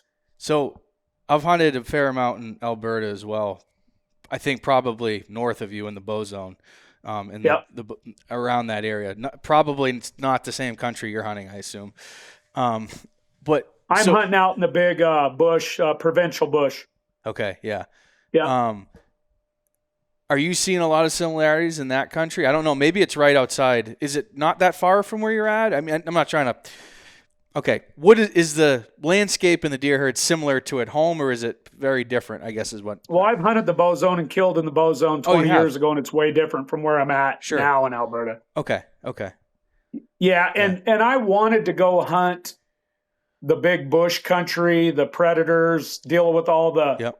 I wanted to go there because the deer that do make it, where my outfitter let me jump into and let me scout with him, and that was the thing, is he's a friend of mine, so he's like, "Yeah, we'll go walk this country together, Troy." Yeah. I mean, he uses me too to, he uses me too in my background on hunting big country bucks to where we just work together in his allotted zones, and then I hunted those spots, but I couldn't hunt them in November. I could only hunt them October because his gun hunter tags are always bought up. Oh, dang. Gotcha. So I did it in October the last 2 years, and all I'm trying to get at with the whole DNA topic, when you go to where the good DNA is, guess what? Yeah. They're there. Guess what, boys? When you get to where the DNA is, don't leave it. Yeah. Even if it takes again, I play the long game. Even if it takes 5 or 6 years, I'll never give up on a great scrape and location and pocket of deer. I'll just wait for that next stud to make it. Yep. Okay. That makes a lot of sense to me. And I have a very similar, I guess, experience and outlook. Let's talk. So I know you wanted to, and I'm interested in your scouting camps and how those work. Before we get to that, go ahead. You said you wanted to talk about Ty's buck. Oh yeah, from this year. So Ty will let me tell you this now because he was on a podcast a couple of weeks ago and he talked about it. First of all, say my kid's pretty amazing. He's a young man. He's 22. Just got done playing football last year for Montana State University, 4 years. Starting his own business, working for a big company, starting his own branch of the business in Coeur d'Alene here in about 3 or 4 months. So I'm really proud of him. Cool. He's an animal. And both my boys are. My boys are amazing. My older boy, Jess, professional bass fisherman, Coast Guard certified guide, runs a big business, helps a guy run a huge business down in California, but they do it from up here, a big offshore fishing show business. Anyway, both my boys are just really, I'm really proud of them, and they're go-getters. Ty's buck this year, it's really, I'm really proud of Ty, and it's really hard for him because he, never wants to let anybody down on anything. But we had the biggest buck we had in this specific drainage. We knew was around, and Ty was actually hunting a different buck, but we both knew that this deer could show up at any time. We just don't get him as much. But we have 3 years of historical data on him. And you say, well, why weren't you hunting him then? Well, because where this buck runs, he's too close to other people and he dodges bullets, if you will. So we were hoping that he would end up on us, kind of like he does every year in November. Does that make sense, guys? Oh, yeah. Yep. So we were playing. Ty had multiple shooter, a 6 to 7 year old. He's either 6 or 7. And then another big buck that he would shoot. And then this buck if he showed. at this incredible scrape that Tyson and I found over a decade ago together. It's where Tyson shot it's where Ty shot two of his biggest whitetails almost. When Ty was 13, he killed a 166 there. And then when he was 15, he killed a 154 at these scrapes. And now Ty's 22. So all that to say, guys, Ty got done playing football last year and graduated in May and got to come back and hunt with me again. And we got after it. We started scouting in May together like old times. My son's just a freaking animal, ex D1 athlete, just a really hard worker, super smart young man. But he's just like a mountain goat. He can just go. He's a DB. He's a strong safety. 6'2", 195 pounds, can just climb mountains. Anyway, just a freak when it comes to being in the mountains. Yeah. Like, I can't keep up with him. Like, I literally can't keep up with him anymore. He just walked me into the ground. But anyway, he should, Anyway, all that to say, he dove in, and I never seen a guy hunt so hard he only had so much time off from his job back in Bozeman. So he hunted every day, daylight till dark, and hunted a couple different great scrape areas we have that hold some of the same bucks, multiple bucks. And again, we try to really keep those deer happy in a stretch of country. So Ty was all over him and close and on him and, deer around him. And it got and I'm just guessing, I hope I get this close, but it got I don't know. He hunted his ass off in September with me out there, and he almost killed one of them in early season on a scrape. And then our 12-year-old or our 11-and-a-half-year-old shed dog died on us while we were in tree stands in September. And my wife got a text through, and Hank was dying. So we shut it down. I mean, that dog raised my sons. But anyway, we had to go down, and Hank died that day in September, and we had to deal with all that late September, and Ty had to go back to work. So Ty doubled back in November. And I kind of took a little bit more of September off because of losing my dog. It was the best dog I ever seen in my life. But anyway, got back in there in November, and Ty got after it on I think he had 8 to 10 days off, something like that, where he just every day, 2:30 to 3:30 in the morning, getting back to the property at my place that's near these deer, within 50 to 70 miles of these deer, and then going to bed at night and redoing it the next day and getting all our gear ready and back at it. He's just hunting his ass off. And it was about halfway through, he's going to cuss me if I don't get this right, about halfway through his time off that he had, and he had seen a lot of deer and some bucks, and then he had that terrible weather day. And he's texting me, and I'm at school teaching. And he's like, "Dad, this is getting bad. Trees are breaking off." And I texted him. I said, "If big trees start snapping, you got to get your ass out of there. You'll never get your pickup out of the woods. You'll run out of chainsaw gas." Because he was 15 to 18 miles in. And you'll have to cut your way out. And I never heard from him again for a while. So I thought, he's either bailing or, because we don't have much service, he had one little bar from his tree stand where he could text me with his Apple satellite system thing. Anyway, so I don't hear from him. And then out of nowhere, I get this text, and he goes, "I just smoked Skinny." And I was like, holy shit. And this was 2.5, 3 hours later. So what happened was it got to about noon, and the wind started dying down, and then 2 to 2.5 hours later in the rain, this big buck came in with a doe, and it's all on film. Ty filmed it. Unbelievable. And this buck walks right up to our scrape that Ty and I found a dozen years ago and puts his face in it and starts hammering this licking branch. And guys, this deer is all day 165 to 170. All day. Giant. For out here. Just a tremendous, he's might be a hair over 170. He had 8 and 9 or 10 inch brow tines and 5.5, 6 inch bases, just a giant. Anyway, Ty shoots him. It's all on film. Ty's 8 or 9 sticks up in a huge red fir tree above this scrape, and the deer's at 16 yards. And we have to hunt high here or you cannot beat the thermals in the wind here. But when you hunt high, everything walks right in under you. We literally have that wind figured out so good at this spot that if you hunt high, unless they pick you up at 150, 200 yards out, it goes right over the top of them all day. So anyway, Ty shoots this buck, quartering to him in the scrape. Doe is standing under his feet. That's hot. The deer is working the licking branch when the arrow goes through him. And when we are setting up high, we shoot a little higher down through him because we're at such a steep angle. Because you got to shoot down through him, if that makes sense. We're so high up. And Ty's arrow goes all the way through the deer, is painted red, coated red. The buck runs right to Ty's tree after the shot. The arrow comes out way back low by the flank, but went right in behind the front shoulder up high in the lungs. And that's what you see when you first watch it.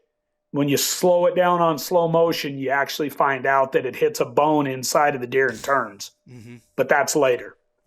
But anyway, all this to say, Ty texts me, says, Dad, the arrow is coated in blood. He goes, I can't get a picture through, but it's coated. Well, I later looked at the arrow that day, got up there and helped him, and the arrow's just coated in blood, red blood. Everything I've ever, every time I kill a deer, that's what it looks like. Yeah. The exit, though, was interesting. The arrow comes out of the deer. Of course, we're watching the footage. Ty did not like the way the deer acted. After he got to his tree full speed, he turned and ran down a trail, stopped, stood there for 30 seconds to a minute, I think it was, then walked down the hill real slow. And Ty didn't like that because Ty thought he was just going to run out there and tip over dead. And he goes, and he said on his text, Dad, I don't like the way Skinny acted when he walked away. He goes, I don't like it. Ty's killed enough bucks to know. He did not like that. And then he told me, Dad, it's weird. He goes, my arrow is not stuck in the ground. Like when we shoot all the way through them and it just sticks in the ground. He goes, my arrow's laying on the ground. So then right away I'm going, that arrow deflected inside that deer and came out soft to fall on the ground. You know what I mean? Yeah. So we look at all of it, call my best friend who's one of the best whitetail hunters I know, and then our other best friend in Oklahoma that's a guy that has gutted more, dragged out more, shot deer than anybody I know on the planet for the last 20 years. And the guy in Oklahoma told us, he goes, that arrow's deflected. It went over, hit a rib, and slid down that rib cage and went out that back end, and you didn't get any guts. He goes, that's a 50% chance. But you definitely got at least one lung because you got lung blood all over your arrow, coated. And then the other guy looked at it, my best friend up here, and he goes, that deer's dead. I looked at it. I said, Ty, that deer's dead. Ty looked at it and goes, I don't like the way he walked away, Dad, but I think he's dead. Ty's brother, Jess, my other boy, said, that deer's dead. So everybody's looking at it going, that's a dead deer. So it's raining. It's pouring to rain. You're not going to track any blood. It's literally pouring. Ugh. And we spent till dark that day, the last hour or two of dark. And in the dark, the plan was, let's go look within 100 yards of where you watched him walk away and make sure he's not just piled up right there dead. So we scoured that in the dark and then got out of there to be careful. And then went back the next day and the next day and the next day and the next day and the next day. And between 4 of us, at least 2 at a time, some days 3 of us, on our work schedules, we did at least 50 miles of gridding together like we're looking for sheds for this deer. Nothing per mile. We did the math. We did on the grids 50 miles of gridding trying to find this deer, literally over all these days. Ty wouldn't quit going back. He said, this is my deer. He goes, if I don't find this deer, I'm done. He goes, I'm not putting another tag and killing another deer up here this year. He goes, I'm not killing another one out of the herd. He goes, it's either this deer or nothing. So then he finally, after 4 or 5 days, he got an extension from work to stay and look a couple more days. Never did find him. Of course, we listened for birds. As soon as Ty got done up there and had to go back to work, I purposely went and hunted it just to listen for birds for Ty. Didn't really want to shoot anything there. May have shot the bully buck just because, but I really wanted to get back to my buck because I still had low enough snow levels to get to him. Anyway, nothing. I go back, Ty's just really broke. He's a real, he really loves whitetails and he respects them so much that he was just brokenhearted that he lost this deer. And he was pissed, really upset at himself. And I said, son, everything you did, 90% of guys would have killed. That deer's dead. I don't know. I mean, it's crazy that this arrow somehow moved in a way to where it flopped out on the ground, has an exit hole back at where the guts are by his flank, and has an entrance hole right in the lung, on the top of the lung going down. And the entrance hole is halfway down the deer, or the exit. The exit hole is halfway down the deer. So the angle, if you draw a straight line from hole to hole, it is the perfect angle from Ty being up there high. The only thing I told Ty, and he agreed, is if you shoot him a little lower on the play side, you're going to for sure get both lungs. That's the only thing that he and I both agreed he could have done a little better, shoot a hair lower. But that angle's still so steep. If you shoot him too low, you get nothing on that steep of an angle. Anyway, so all that to say, and I've killed a lot of bucks the way Ty just killed his, and so has he. He's killed his Ohio buck just like this deer. Same angle, quartered two, blew it up, died in 25 yards. So anyway, all this to say, I finally get snowed out. Ty's back working in Bozeman. I'm praying that deer, we find that deer. And I go hunt this stand again, roughly 15 days later this year, only to check and see what was going on in there. And I checked the trail camera video at the scrape in the middle of the day because I set all day. It was late November.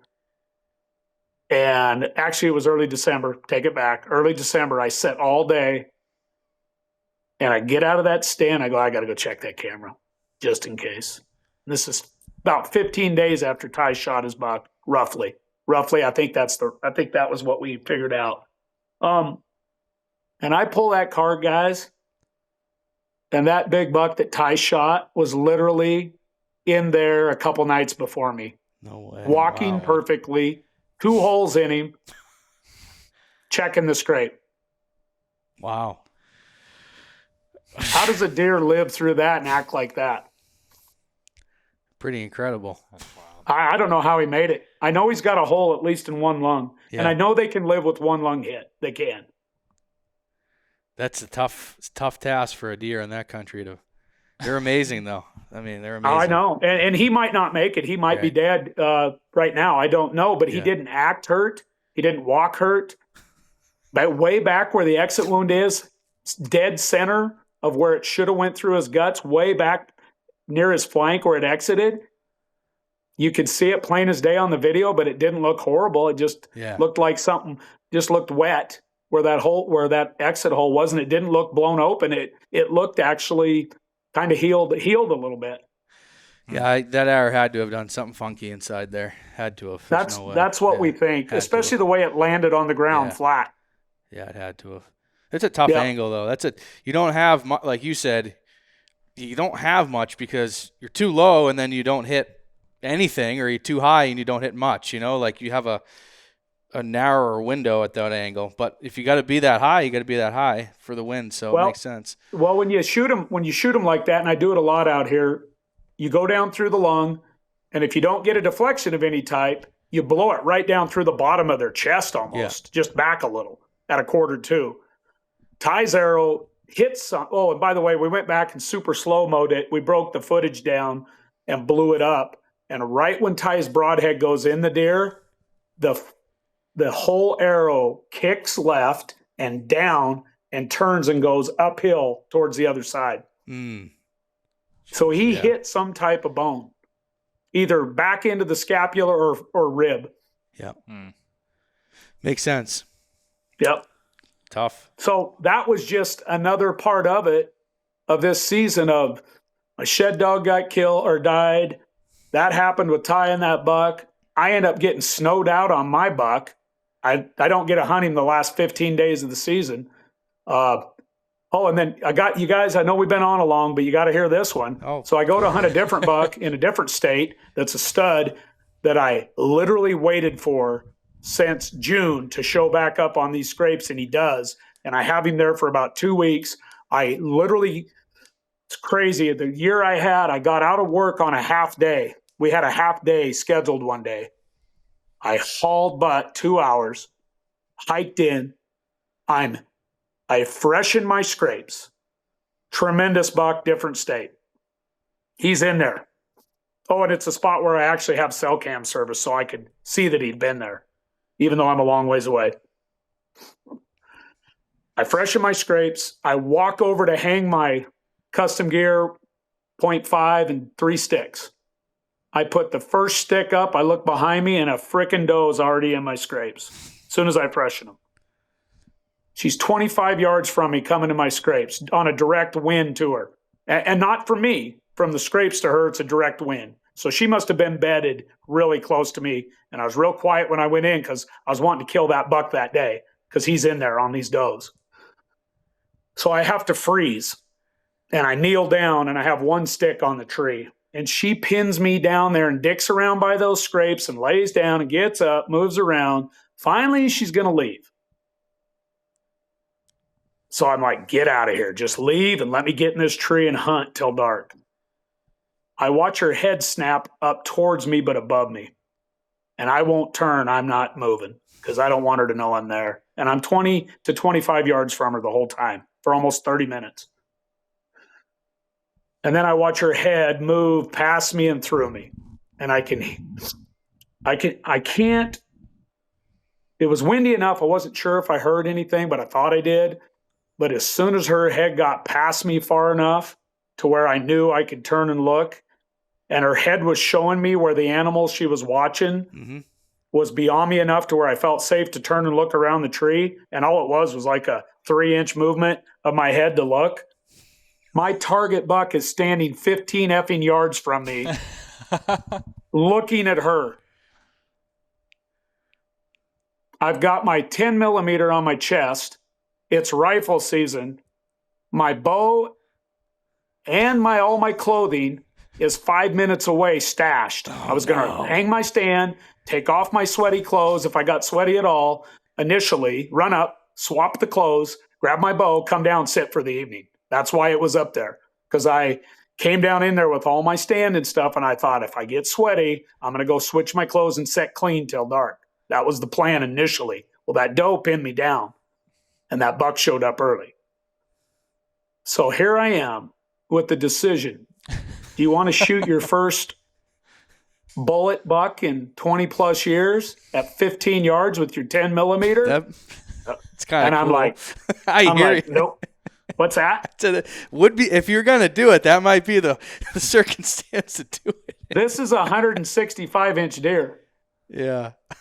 And he's 14 to 15 yards away from me for 5 minutes staring at this doe and staring down at 2 other does that emerged from the draw below me.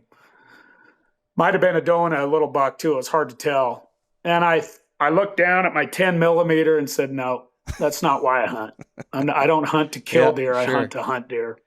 And I wanted to kill this deer with a bow and arrow. I just looked down at it and thought I could kill this deer. But my bow's back up on the hill, and my clothes are all hanging out in a tree up on the hill ready for me. And that doe pinned me down. So I have to let him go down to the other does. He finally leaves after 5 minutes, and so does she. And they all go down the draw to some other deer in a heavily timbered creek bottom. So then I look at the clock, and I'm like, by the time you get up there, hang your stand now, go grab your shit. You're going to have 30 minutes left of daylight to an hour at the most. So I just walked out of there and doubled back because that buck was literally, I was watching him down in there chasing and then they went out of sight. And I thought, do I try to hang this tree stand or get caught again if they run back up at me? I bailed and I came back a couple days. I was 2 days later and hung the stand and hunted him and never did see him again either. Yeah, some years you just don't have the luck on your side, huh? I mean, how many times are you 15 yards from a buck and he never knows you're there and you're hanging your stand? I know. The target buck of the state that Right. was my number one buck in that state. You have that 10 for bears, I assume? Always. Yeah. Wolves. Oh, do you? Mountain lions are Cats, lions are probably the sneakiest. Wolves have come in on me before. I've had to shoot over wolves' heads to get them to leave me alone when I'm gutting a buck out. I've had to shoot over 3 bears in my life. I've never had to kill any of them, but I have scared stuff off when it got sketchy. So all your hunting out there, you have that with you? It's always on my chest until I get in the tree, and then it goes in my pack. Okay, interesting. Yep. Yeah, we don't have to deal with that stuff. No. Guys, when you're out here in a lot of my spots, you'll literally walk around a corner and you might have a grizzly in your face. Yeah. Are a lot of these spots, like you talked about dealing with like elk hunters, or maybe mule deer hunters, are you trying to stay away from areas, well, I assume that you're trying to stay away from other hunters, but are you targeting areas that maybe there's less of those other type of hunters? Like, are you finding that elk and mule deer are right in with your whitetails, or are they kind of in different areas mostly? So you're not encountering them and then the hunters that are after them. Oh, did he freeze? All right.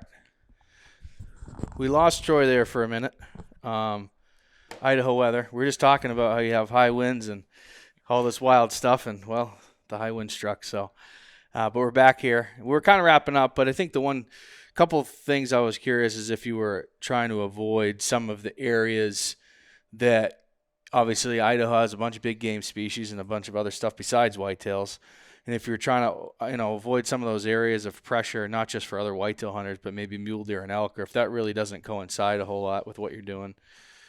Well, I think subconsciously like finding places where, I kind of just gravitate towards places where there's a ton of cover, where I don't think the long range rifle guys can beat me up too bad, meaning get to a lot of my animals. I really look for massive forested areas that don't have a lot of clear cuts and things like that. Okay. Never going to avoid all the other hunting, especially if there's elk in the area. But yeah, I do find some places where the lack of elk or lack of high populations of elk do help, if you will. Right. Yeah. But then again, like this year, that buck that come through on me when I was hanging my tree stand, that deer, probably the heaviest pressured whitetail deer I've ever hunted. Literally had rifle hunters and hunters in that area where I don't know how that buck survives where he does, but he does. I kind of have an idea why he survives where he is, because I know where he runs, and where he runs is a nasty, just blowed down, thick, huge timber, small trees, mix of reprod and big timber everywhere, drainage that's steep. And there's a lot of hunting all around him, but that thoroughfare that he runs through, or that zone that he uses, that I pick him up in and where I think he stays alive in for a reason, is literally, it's insane that, like, it's really crazy where I'm hunting him at. If you saw where I was hunting him, it's crazy. Like, it's not your stereotypical beautiful place to hunt a whitetail buck, but I hunt him there because I based my locations on all the pressure around him. A lot of gun pressure, a lot of driving, a lot of roads, but there's this one area that it just doesn't look like anybody would want to even try to hunt in it with a rifle. It's just nasty and thick, and that's where I get him, and that's where he travels, and that's where a few of the doe groups live, and that's where I had him in the daylight. He caught, that doe saved his life. because that doe pinned me down to my tree for over a half hour, just hanging out and milling around and laying down by my scrape and checking the scrapes more than once. But then again, it was my own fault for freshening my scrape before I hunted. She came right to it within 5 minutes. Anyway, all that to say, guys, it is nice when I can find a place where there's not a ton of obvious elk sign. I will say that. Okay. It does help. Yeah. What is the strategy or the main method that the rifle hunters in the areas you hunt, are they like glassing clear cuts from across a drainage? Are they like driving the roads? What are they tracking? Like, what do you see a lot of? Well, it's all situational. I grew up with it. I've always bow hunted all the way through rifle season. I do hunt multiple states, so I try to play the game of being where there's less rifle. Yeah.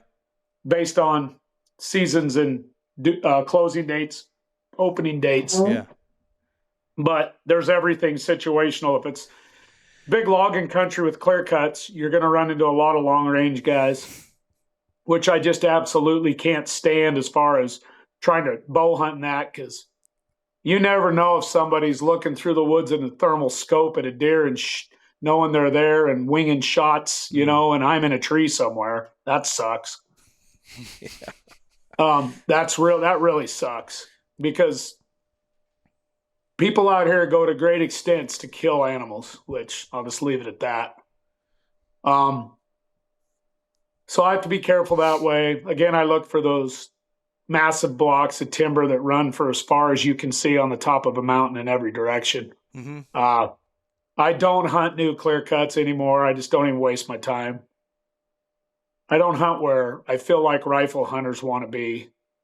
I hunt the thick, the dark, the deep, the hard to get to up the mountain. I just try to go where a big hermit whitetail would live and make it 6, 7, 8 years, and I can try to get to him without blowing everything out. And it's a lot easier said than done. It is. It is a dissection of everything to do it, to make it work, and then to be able to get a tree stand hung on a deer that might range 5 to 10 miles on you during the rut. Outside of the rut, I'm targeting early archery season, a little less elk areas because of the traffic with elk archery hunters, and targeting where old hermit bucks hide out and just want to be left alone when it's hot. Hunt a lot of norths, hunt a lot of water, hunt a lot of really good native feed that's alive right at the end of August and early September. And then, of course, I do not hunt a whitetail without a scrape, ever. Not out here with a bow. I always incorporate a scrape, or I'm hunting over one that I found. That makes sense. One of the ways that we hunt here for mountain whitetails is we look for funnels or pinch points where they're cruising during the rut. So it's less, don't get me wrong, we hunt scrapes and doe groups too, but it's less about hunting like a doe group or a scrape, but more about the travel in between. Do you have many setups like that where you put a scrape in that pinch point or that funnel or whatever terrain feature, or not so much? Yeah, the majority of all my setups encompass all of that with a scrape. Okay. And a lot of times the deer have built the scrape there for a reason. Sure. It's where they feel safe traveling during the day. Yep. And a lot of it ends up being in a natural, terrain-based, timber-based, multiple edge habitat butting up against each other, base, different ages of habitat of timber, reprod, rocky bluffs and cliffs that butt up against a saddle that runs down a big ridge of timber. I mean, you get what I'm saying, guys. We're saying kind of the same thing. Yep. I just always make sure I have the biological attraction of a scrape there too. Why not? Absolutely. Yeah. I don't know if we need to go too much into how you build them. I know you have, you have a lot of information out there, and I think you've talked about that a bunch. So if someone wants to figure that out, I think they can look it up. And so if you want to talk about that for a minute, Yeah. Just give us a brief overview. You've done a lot of content about in detail on that. And it's really good stuff, and it's pretty easy to find. So we don't need to spend an hour talking about that. Right. I got you. A 3 key answer is location is everything for daylight. You better have all your puzzle pieces together where they'll daylight, or you're wasting your time in daylight. You got to be able to get to it and get out of it without ruining it the first hunt. So bulletproof setups based on thermals and wind access, entrance, exit. And then number 3, top 3, location, bulletproof, daylight, all that. And then number 3, I'd say authenticity to the local deer. Give them their preferred licking branches that they show you in their neck of the woods. Don't just build scrapes, build mock rubs in the area, make it look like a war zone, like a lot of deer have used it over the year and really like that spot, or simply overmark decades old, great community scrapes that have just been rocking for years and years. And all the sign will be on them when you find them. Mm-hmm. Yep, that makes a lot of sense. One thing I'll ask, what height licking branch do you see? Do you see them have much preference on that, or is there something that's too high or too low that doesn't seem to be as good, if you will? Does that make sense? Is there a zone or a height? Yeah, I think a lot of guys talk about this, and I think a lot of it's bullshit, and I think some of it's real. Deer aren't, in my opinion, like some guys are really trying to split hairs to say something clever to be cool or new, but the truth is, if you can put a licking branch that's authentic to a deer, it's a species of licking branch that they like. Again, I'm a public land hunter. You're never going to see me hanging a rope or anything because that's a dead giveaway. But to other guys if they see it hanging there. But my point is, the deer, like humans, there's 7-foot humans and there's big, tall deer. Sure. There's 3.5-foot humans and there's short does and even short bucks. So why not put it somewhere where every deer in the herd can easily visualize it, smell it, inspect it. So I'm 5'10". My licking branches are always between my chest and the top of my head, max. Gotcha. Okay. Yeah. Just to keep it common sense and basic. That's where I've always seen them. Now, have I seen them a little lower? Yeah. Hell yeah. Have I seen some high ones that they raise up on their hind feet? And no matter what, they love that spot so much they'll go get it. Even the yearlings. Mm-hmm. I have scrape video for the last 20 plus years that a lot of it I don't ever show because it's a dead giveaway of the country I'm in. But I have never witnessed anything in the mountains more reliable and consistent than a scrape. I mean, and everywhere I go, guys, Iowa, Ohio, Oklahoma, everywhere I hunt in the Midwest, Alberta, Canada, I run the same exact process and system at the deer and kill deer or have big deer on them everywhere. Very, very similar timing, usually within 24 hours. Again, it goes back to locating it right. It's got to make sense why you put it there. It's got to be close. Their nose has to pick it up. One thing I do that I think I think a lot of people do it now, but I cast the forehead gland synthetic and the urine synthetic that I build myself, and I cast it really high right above my scrapes in the trees that are right there on purpose, just to let the wind push my scent out even better, because scent 20 feet up travels different than scent at 4 to 5 feet, 6 feet.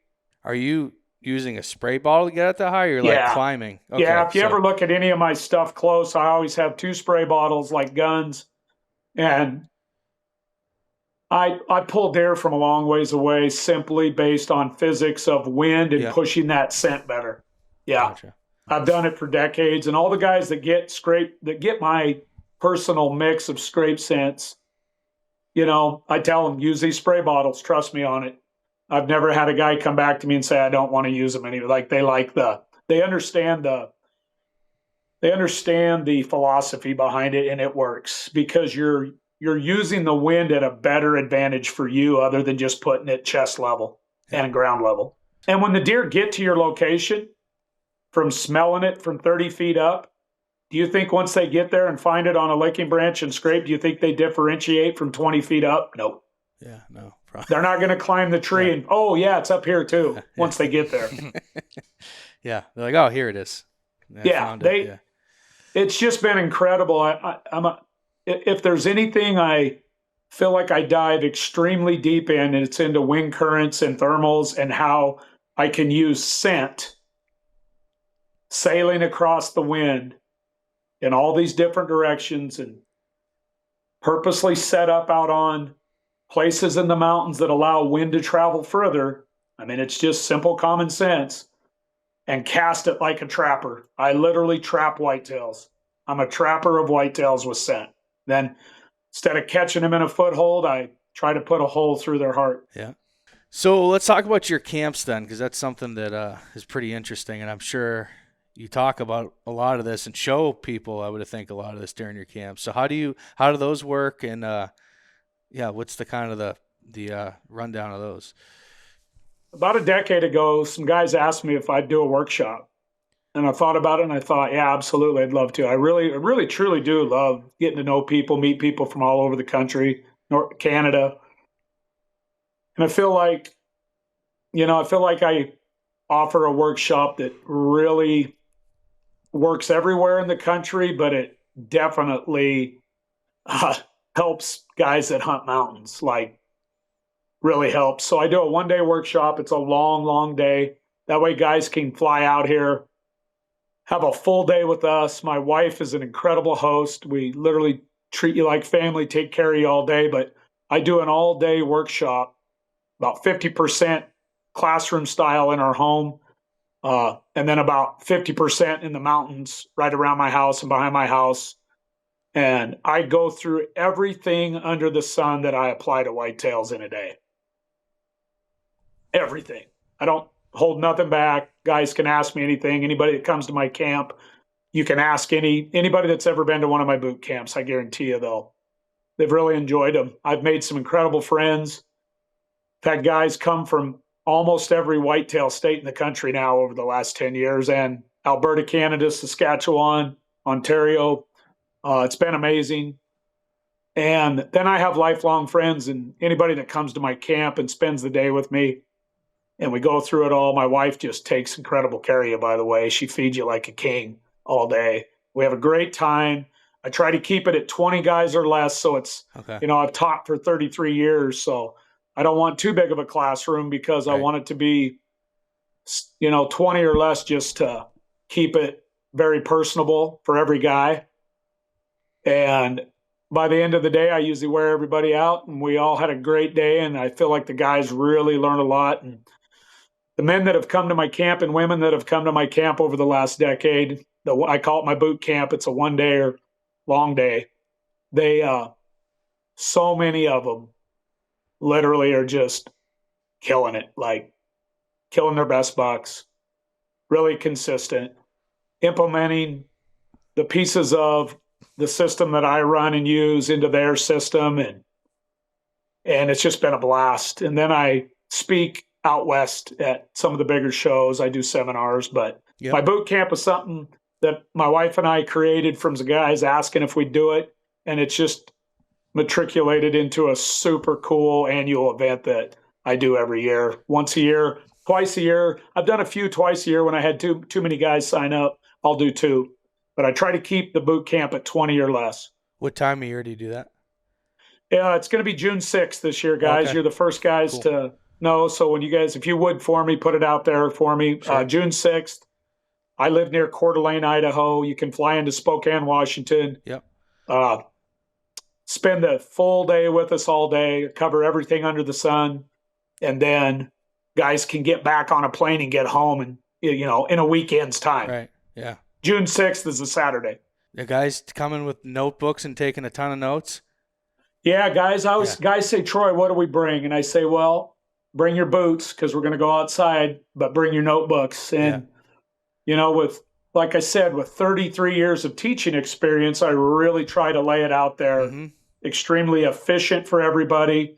I have a lot of feedback, guys telling me that, well, I've had several guys come twice and 3 times, and they'll say to me they enjoy it. They like the camaraderie. It's a great time, but also they say it's so packed with info that they enjoy coming again just to pick up, on more of the info.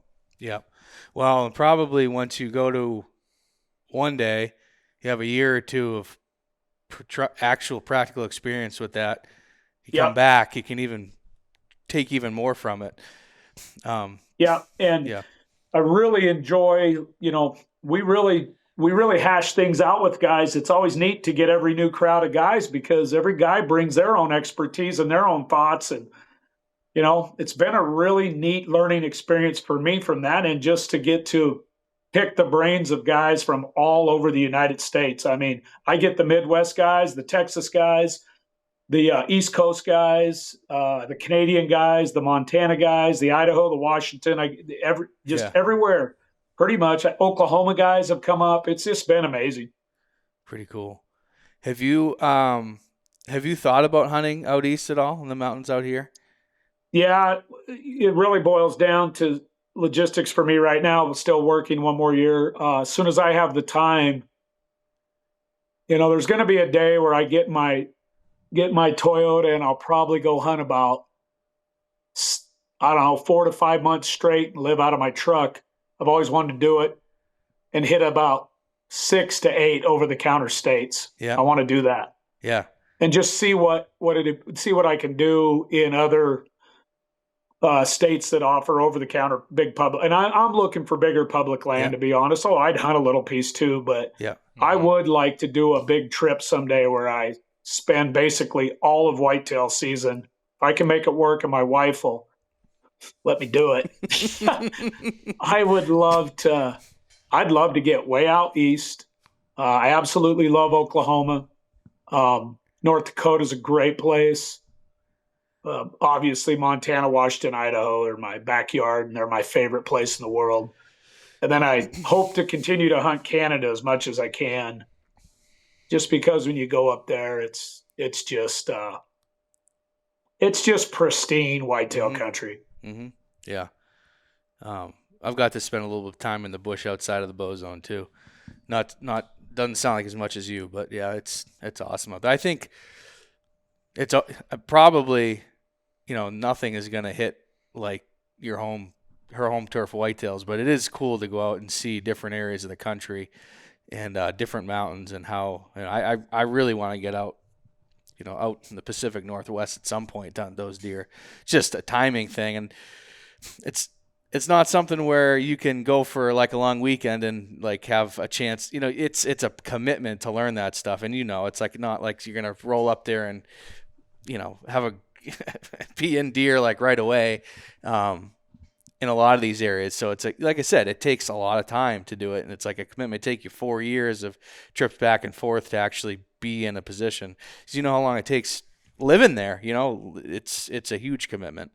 And I will say this: I had some guys from New York last year that have been hunting North Idaho for a couple of years now. They came to my boot camp, and like they say, every year they come back and hunt Northern Idaho. They just get better, obviously. Oh, yeah. And the thing about it was, you guys are from that same country. They hunt New York State and probably some of those other states around there. And like they said, the biggest difference from back where you guys are in the East and out here is the country is actually pretty daunting in reality when you get into it. Out here, it's big, but you're also dealing with those predators, and that's a little different because of the way they affect the whitetails, not just how they affect the psyche of a human, but they really do affect the whitetails in a different way than I can't explain it unless you hunt animals that have been hunted every day of their life. Yeah, no, I think that is, I would agree from listening to your stuff. I think that's the biggest difference because we have coyotes, but and they kill deer, but like they're not. I don't think a mature buck is altering his daily patterns based on coyotes. Where if a lion or a wolf or a bear, I think that's probably a big deal to them. A lot bigger. I mean, they encounter coyotes probably almost every few days type of situation, and if it's a healthy, mature deer, they're probably fine, right? They're not really that big of a threat. Whereas that's not the same story with you're others. right. My deer out here will run a coyote off, and a doe will try to stomp him Right. into the ground. Coyote. Yeah. But if they're sick or hurt, then the coyotes will get them. Yeah, of course. Yeah, that makes sense. No, but we don't have that, so I'm thinking about your situation and my experiences with these deer here, and I would say honestly, not that I think it would be much harder if our deer here were all, like keyed up because they had predators. Because I think that's one thing that maybe we don't have that's makes them like somewhat killable is like they get, pressured from hunters, but they don't have. But I'd say in general we have moderate pressure here. It's not high pressure, and just in New England and the Northeast, especially the mountains and big woods. There's people out there, but it's not like a high pressure area. So the deer are relatively relaxed most of the time, I would say in general, but it sounds like you're in a situation where you're dealing with low densities, mountains, big woods, and deer that are on edge all the time, which is like probably the hardest thing that you can think of.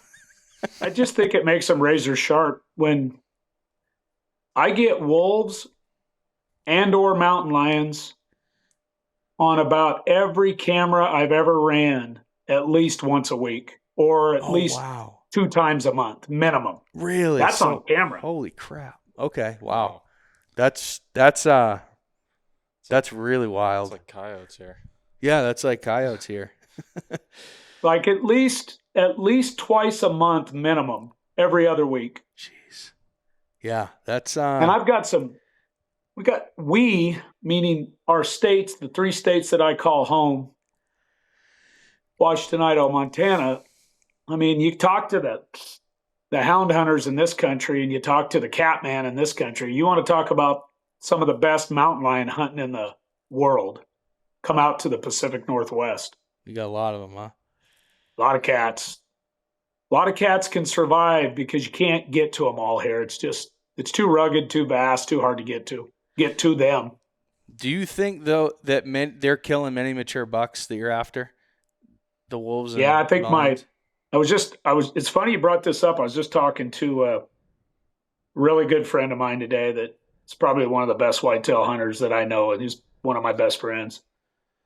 And we've been really paying attention to this the last couple decades. And we're really seeing our 6, 7, and 8-year-old bucks, the very odd few of them to start with that make it. When they get to 6 or 7, if there's one around that gets to that age, they almost always disappear during the winter. Oh, shit. And then when we find those heads or stuff, even if it's a year or 2 or 3 later, their nose is always chewed off, and it's usually a lion that does that. Huh. I wonder what lions, in my opinion, really key in on worn out, older, mature bucks after the rut. Well, that is interesting because we have, I would say in general, a pretty good percentage of our bucks in the mountains around here that are making it to 6, 7, kill a couple 8-year-olds. I mean, I know of some 9 and 10-year-olds. They do make it there, but I just don't think they're getting killed by anything over the winter. So maybe that's why you're not seeing those super old age classes, is they just don't make it that long with those, those apex. I guess they're apex predators, right? Yeah. Yeah. They are the apex of the apex. Our wolves are bad here. And the reason they're bad is the states are, Washington, Montana and Idaho are trying to hunt them hard. And the guys that hunt them hard my hat's off to them. They're saving elk and deer. But like Washington State, you can't hunt them. And it's changed the age structure and the livability, lifespan is the right word for my older bucks in that state, because the wolves are populating and all the tree huggers would argue with me, but I'm out there more than any of those people. and running stuff year round more than any of those people. And they're going to make their arguments. But the truth is, I get more wolves on camera than ever before. I have less older, mature bucks left, just everywhere. Just way less. Like 15 years ago, when the wolves first started populating over in that state, we started seeing it a little bit. 10 to 15 years later now, it's like night and day difference on the numbers of mature bucks I find in, say, like a 50 square mile area. It's just night and day difference and worse now. The numbers are way lower for mature bucks. What ages are you seeing your bucks peak antler-wise? Oh, I'm glad you asked me that. Nobody ever asked that. It's a lot like Saskatchewan and Alberta. If my bucks can make it to 6 or 7 or 8, the few that have made it over my years, like when I say few, I mean it's been around a lot of deer and I make a big swath to find deer.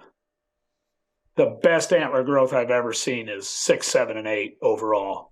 5, some of my bucks get really good at 5, but 6, 7, and 8. Yeah.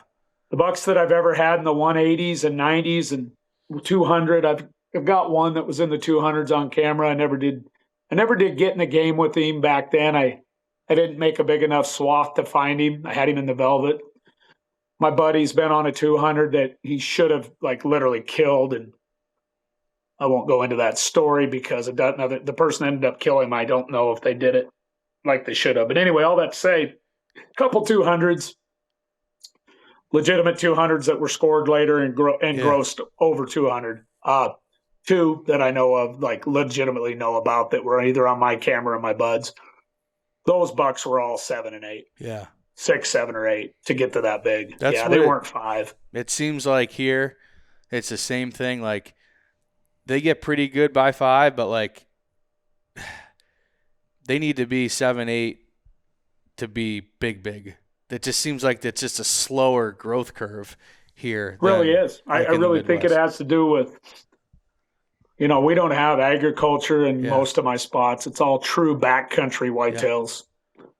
Now, I do have a couple spots where there's ag in the bottoms that climbs up into big mountains. I see better antler growth at 4 and 5 there than anywhere else, which is obvious. There's better feed in the bottoms. They can travel down a mile or 2 at night and eat alfalfa all summer. Yeah. That type of thing. Yep. No, that makes sense. I have consistently suspected that in the Midwest areas with heavy ag, the deer are realizing their potential at 4 or 5, definitely by 6. Whereas, I mean, really, it's like they got to get to. If you want a really big one around here, it's almost like they got to get to 7 for them to actually get that. I'm right with you, and I guarantee you, Dean Partridge at Canadian Whitetail will tell you the same thing. Yep. Yeah, I bet he would too. I mean, I see it. I've been hunting Alberta for probably 10 years, and it seems like, that one I killed there was, I think, 8.5. Was it really? Yeah, and that was his big. He was, in the 180s, and that was the biggest he'd been for sure. And so I think it's pretty consistent. That's a good point too. If you've hunted Alberta 10 years, you've hunted it more than me. The biggest deer that I have in Alberta on camera right now, I was up there hunting this year, and that was another debacle. I got up there and the oil companies moved in on me, and I had to hunt a whole different zone because the oil companies literally made camp right where I was going to hunt. Perfect. That was just another debacle this year. But anyway, all that to say, I got some spots up there I've been running with my friend that's the outfitter. Yeah. Scrapes. And the biggest deer we have on camera up there are 6, 7, or 8, all of them. Yeah. The big ones. Yep. Yeah. That's what it seems like. And I don't know if it's a northern deer thing or just a big woods or big bush, if you will, mountain thing, but it seems like it just takes a while. And if your cats are getting them before they're getting to 7, you may not even be seeing the actual potential of the area. So it's why it's so hard for me to ever want to shoot a big 4-year-old. It's just really hard.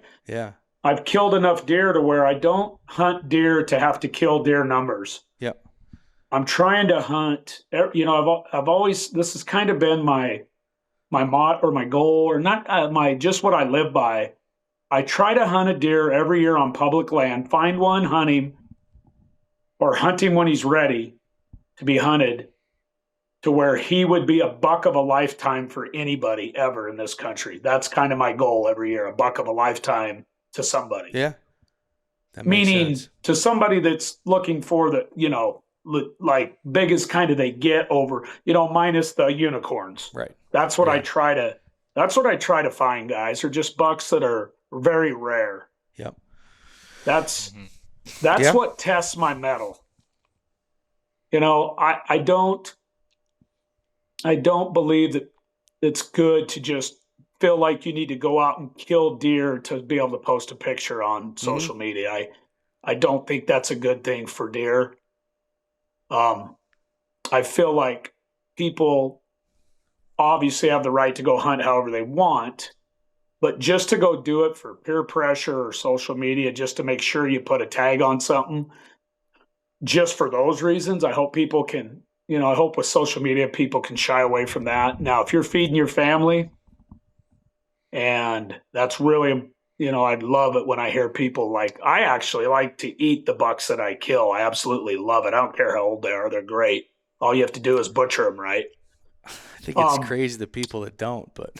Yeah, and I know people that don't eat the deer that they hunt. We do too. And I think we live in a world that pushes inches so much, and or making sure you fill your tag to where I get it. When I was younger, I wanted to kill, make sure when I was younger, I really wanted to get a deer every year. I needed the experience. I'm to the point now in my life where I want to hunt the rarest deer that I can find, meaning old, big, really smart, hard to kill, because I want them to test me. I want them to test my mettle, everything about me, so that I can get better and learn. And I'm not going to do that ever on a 3-year-old deer. I'm just not. Or a 4-year-old deer. Now, like I told my son this year, you want to shoot that big 4-year-old? He's all yours, buddy. You're 22. I'm 56. Yeah. I've been at it a long time. So anyway, it's situational for everybody, but really happy with what I get to do out here on public land and chase these rare bucks that I do put a lot of work into to find.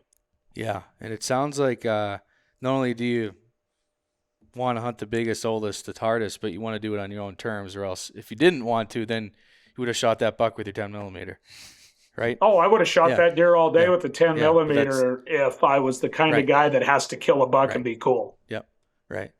So that's not what hunting is to me. Yep. Hunting a whitetail buck to me,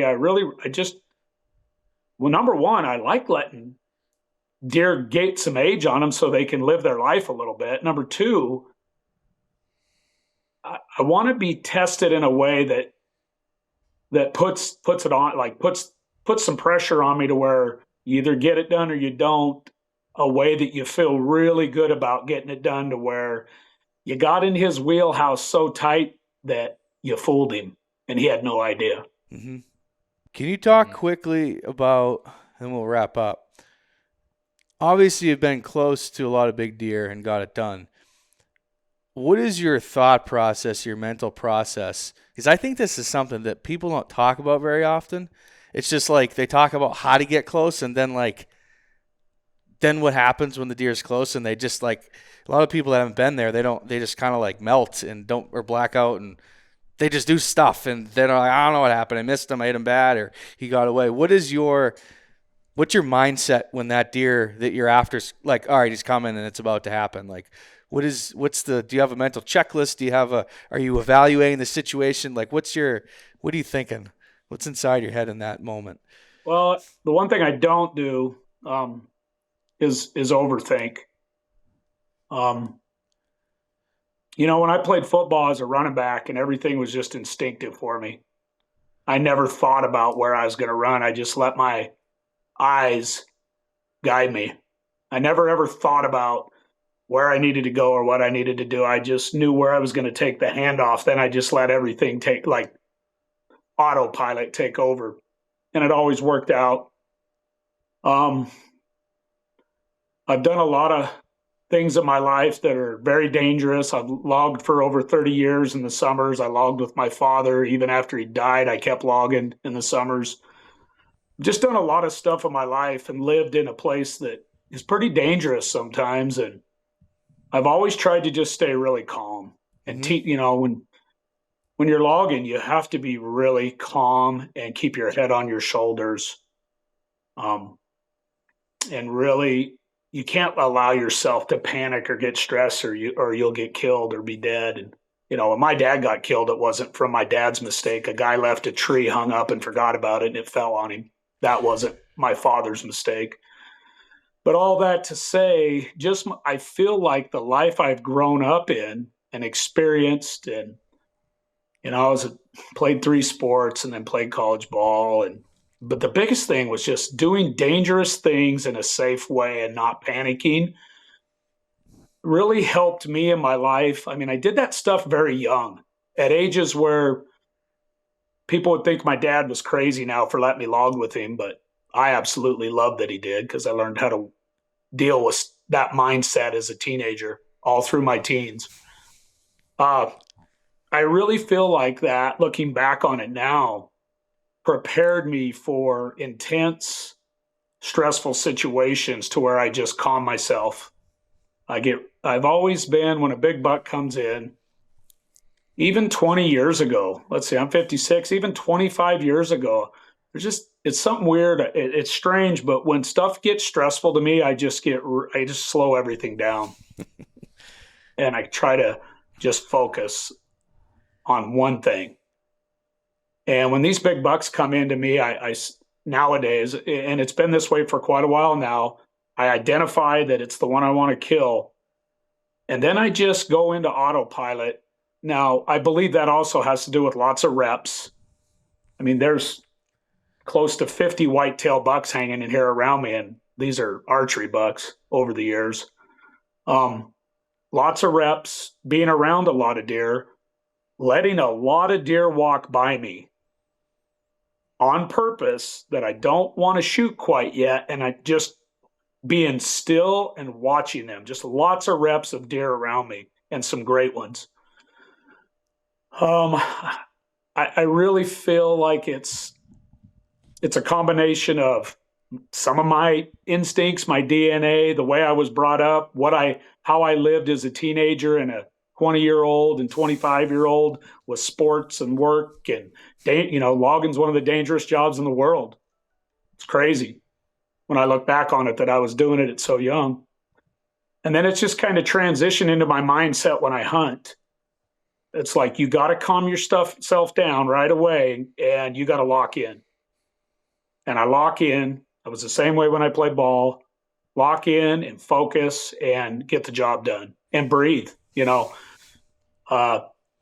Seriously, just breathe and don't work yourself up in your mind, and just lock in on the task at hand.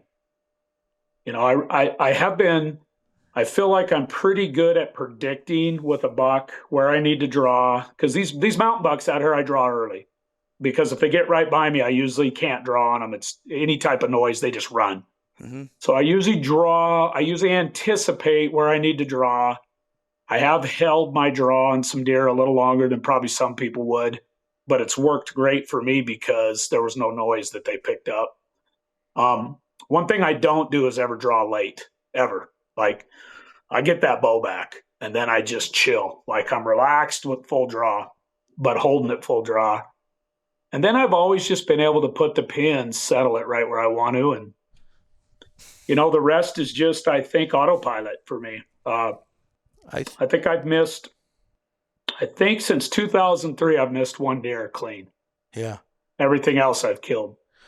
I really think that two things you touched on is being in those high pressure situations when you were young, and then really competitive athletics. I played Division I baseball in college, and I used to race sled dogs when I was like 10 years old. And you're talking dogs that are bigger than me in the wilderness, and they fight, and you got to figure it out. And yes, I learned how to deal with those situations when I was young, and then through the pressure of baseball. And now I feel like when I'm in those situations with a deer, I can I can get it done. You know what I mean? And a lot of Yes. people I don't think have really been in those situations ever in their life until one of these deer comes in, like these, or they haven't been into them enough that they know how to, like, I guess, meter their adrenaline, their emotions, their mood, the whole thing, and to have a clear, outlook and mindset on it. It's pretty interesting. So I think that's probably what sounds like the foundation of it is that logging and with your dad when you're young, and then, those competitive athletics. Yeah. And, I never stopped logging even after my dad got killed because I didn't want to run away from it because of that. I knew why my dad got killed. It wasn't a dumb mistake on his part at all. It was an accident, but a dumb accident on somebody else's part. I kept logging, I kept logging every summer as a teacher and getting my own logging jobs. I have my own logging equipment, falling the trees, skidding the trees, bucking the trees. The only thing I ever hired out for almost 3 decades was a truck to haul my trees away. But I had near-death experiences. A couple times I thought I was dead logging, like screwed up, made mistakes, have a tree, barber chair on me and almost kill me once. Barely got out of the way, come straight down, fell apart. The whole tree, I don't know if you guys know what a barber chair is, but the tree basically explodes and come right down on top of you. Had a tree hit my dozer one time when I was getting back on it that snapped and broke and slapped my dozer right next to my elbow. Would have killed me if it would have hit me. Hit my dozer so hard it dented steel. Just stuff like that. Had a log deck roll out from under me one time, and the last log I pushed off of while the deck was going over the mountain was the last log left. And when I pushed off of it and dove into the skid road, the whole deck was down the mountain below me. If I'd have went with it, it would have killed me. So just one time I was on the deck and I just kind of sensed something, and I turned around in a dead tree near my deck that I was bucking up. A dead tree blew over in the wind, and when I turned, I saw it falling, and I jumped off my deck and it smashed right where my deck was a second later. Just stuff like that just really has taught me that when a deer comes in, it's not the scariest thing in the world. Right. Yeah. Yeah. It's a deer. Yeah. It's a deer. I don't need to work myself up too much.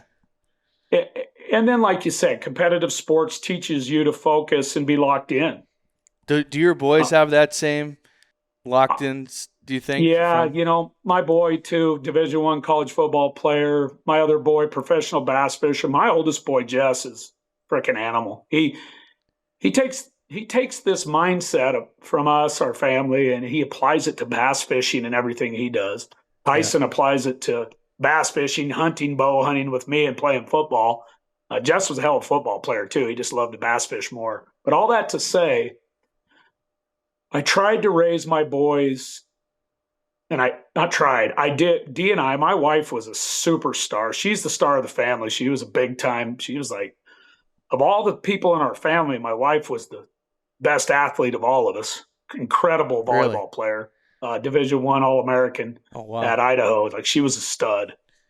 She was amazing. So it just kind of runs in the household. Mm-hmm. Like, I don't think we ever baby talked our kids ever. Love them to death. But our boys, we always had them doing things 2 or 3 years ahead of schedule on purpose. When Jess was 12 and Tyson was 9, I bought a side-by-side and a 15-foot low bass boat. And I taught those boys in one day at 12 and 9 years old how to drive that side-by-side, how to hook up that little bass boat with a 25-horse motor, how to take it down to a Lake Coeur d'Alene right below our house, use the public dock, use the side-by-side, come down our dirt road, back it in, unload their bass boat, go bass fish. And those kids at 12 and 9 years old bass fish below our house 10 hours a day that whole summer. Every awesome. Day, daylight till dark that they could, that we'd allow them. And we allowed them to do it a lot. So my point is, my dad always raised my brother and I to do stuff way ahead of our age and time and expected a lot of us. We did the same with our boys.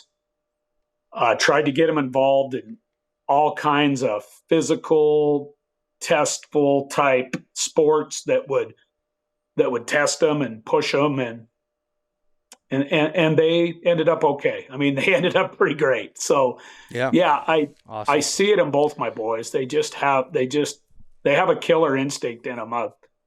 My son, that's 24, that's the bass fisherman. He's been the 2-time Idaho State champ, been to the Bass National Championship twice already. He's just a killer when it comes to anything he does, and ties the same way. My 22-year-old kid or young man, they just literally have confidence, but they're not cocky about it. They're smart, they're careful, but man, they're not afraid. And I think a lot of it's being able to be afraid, but work through your fears. You know what I mean? And that's the way we always taught them. You're going to be afraid sometimes. When I say they're not afraid to be afraid, to work through their fears, and then they just go. One thing I have taught my boys and really cared about teaching them is how dangerous it is out here on the waters and in the mountains, to where you can't be foolish out here. You can't be cocky, or the mountains or the water will get you. It'll kill you, or it could. And I'm very blunt about it with them, like, head on a swivel in the mountains, always pack a pistol. Nobody goes to the mountains out here without a pistol on you.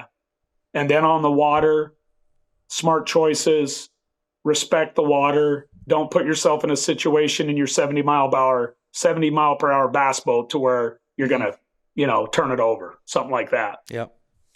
Awesome. That's good stuff.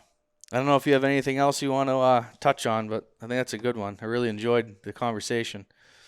Yeah, just go love it. Go enjoy it, guys. Like, everybody needs to. Life is precious. Every day you live and breathe is precious. Love your family. Yeah. Go do the stuff that makes you happy. And, don't let other people ever boss your mind around. Like, just really, truly go enjoy the heck out of it. And then, of course, the guys that are really doing it right out there are giving back. Got to give back to what's so valuable. I've always tried to give back. That's awesome. You got anything, Matt? Nothing. Thank you, Troy. Really appreciate it. Yeah, thanks for having me, guys. Yeah, great. Thank you. Great to talk to some mountain hunters. Yeah, that was great. Guys, hopefully you enjoyed this one. We will see you on the next one.